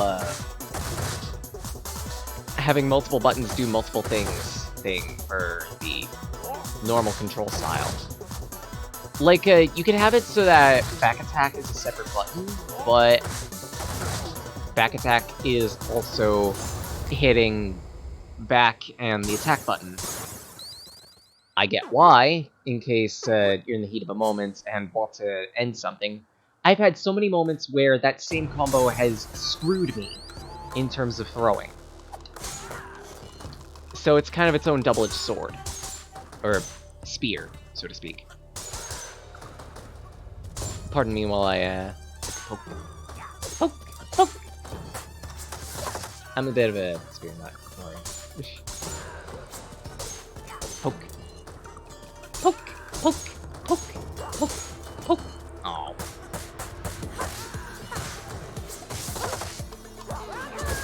There we go. I hate absolute. I think I actually got to the combo I needed, and it got broken by a stupid Gelsha wielding a scythe. Wearing a scythe. Well, they're gonna be wearing a scythe while I leave it on the ground. Pop. Poke. Poke. Takes care of Eltet.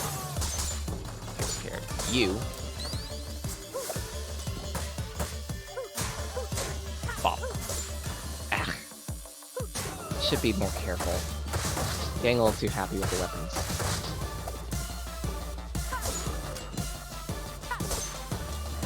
Pop. There we go.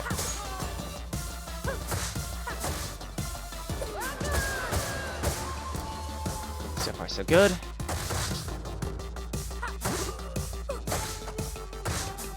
Pop. 36 combo. Get some points on.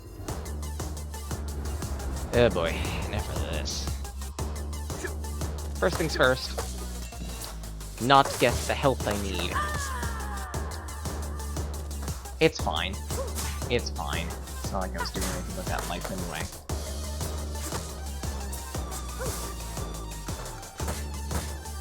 And dunk. Dunk. Dunk.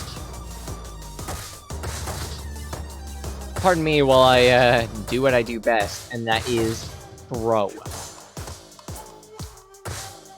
You know, as opposed to Sock, the other fighting type. Introduced in Gen 5.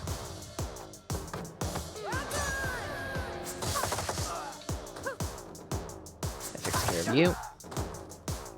Pardon me while I power snack. Get a carb up for my next fight. Get Shiva. Need all the carbs in the world. And all the carbs in the world can't save me from Shiva.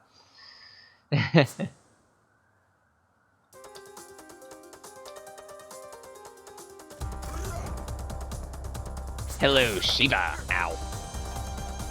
I wanted to start the fight off properly with knee to his face, but okay, fine.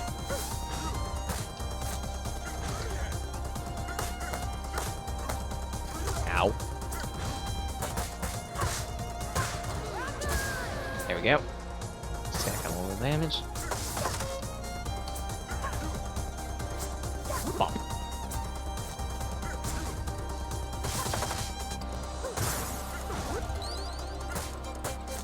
Oh boy. And here come the doppelgangers. Send in the clothes.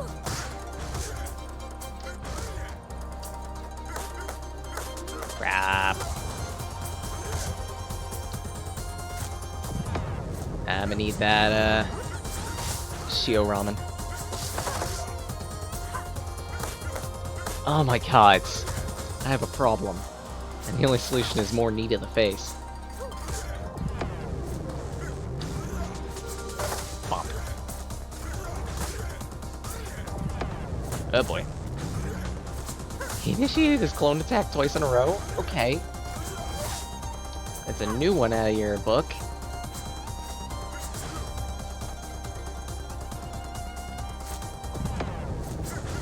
Oh. Jeez.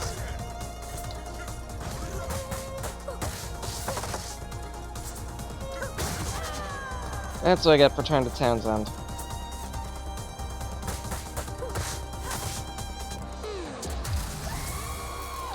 Damn it! I thought I positioned that right, but I guess I didn't. Should have been facing the other way.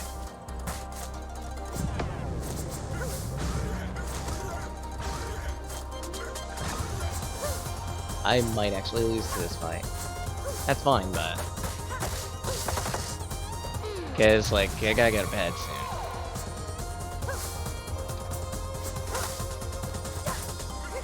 Or at least, I should go to bed soon. Oh boy. Now I'm just being bad.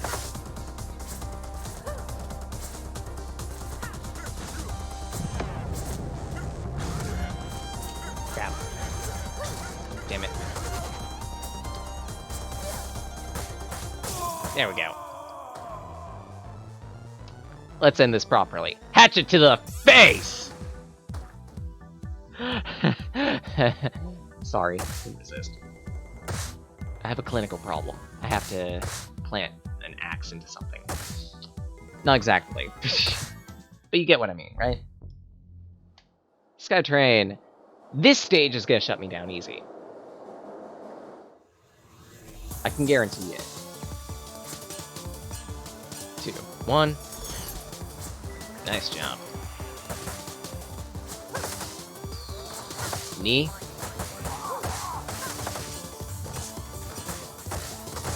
You absolute dirtbag. Bop.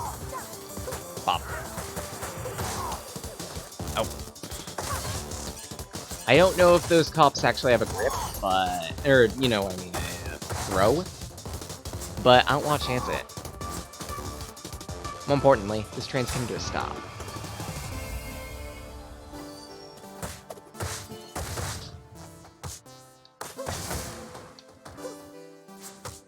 Let's send this baby to town.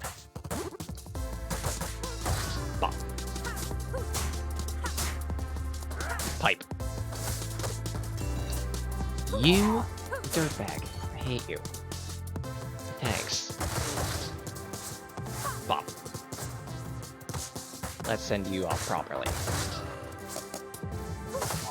Plant my axe in your face. Oh boy. Thank you so much. You get a taser to your crotch. Oh god. That would be the most painful thing in the world, probably. Taser to your crotch.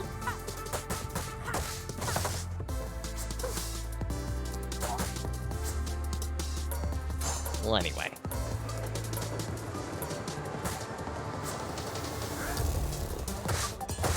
That takes care of you.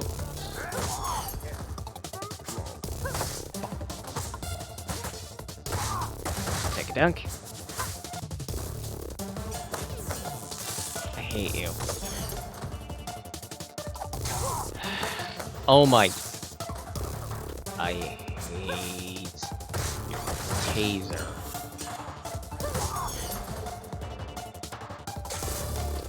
Just for that, you get a power down. Target locked. Yep, Estelle's totally gonna sell me to Tom. I don't know what that was I just said, but Estelle's got me beat. That much is canon.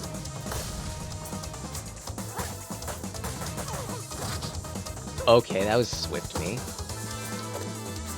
Knee?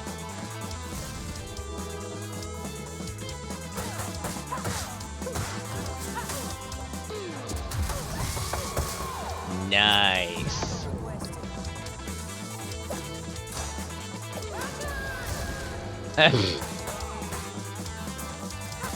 Why did you think that was a good idea, me? Yeah, boy. Have a pickle. There we go. Damn it. I wanted to try and Goomba stomp you a little more.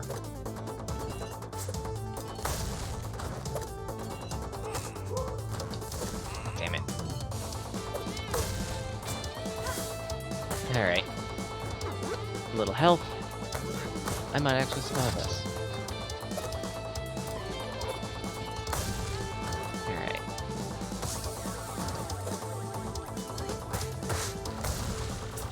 Not like that, though. Now I'm definitely not gonna survive this.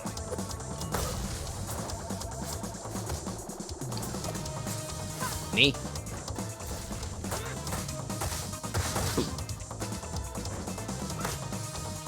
Yep.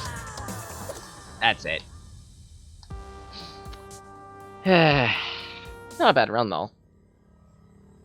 So, let's just do my closing quick.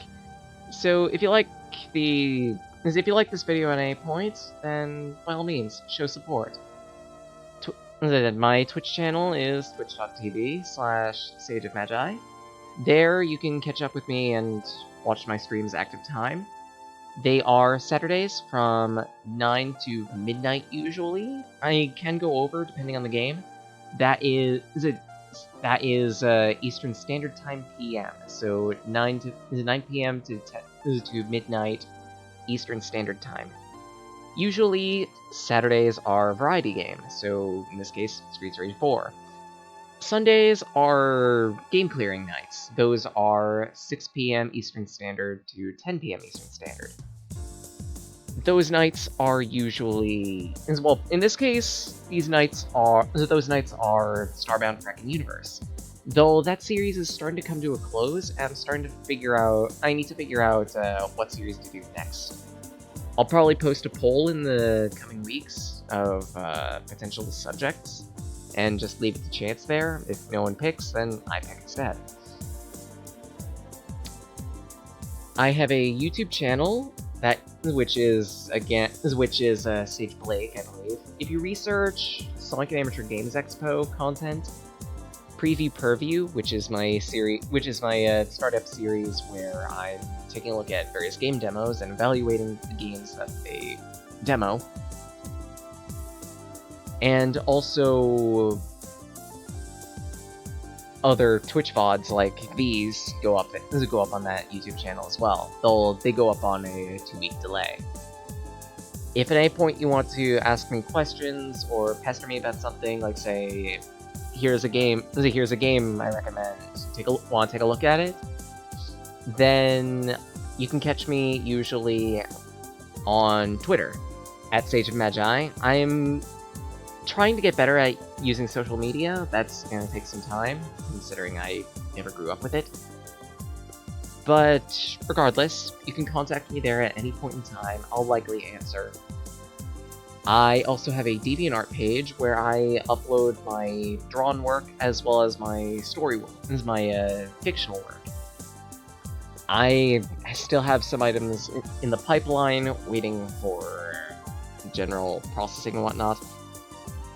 They'll take a while, sadly, because life, but regardless. Other than that, I think it's about time I return to the Void, so, till again, talakit, ne?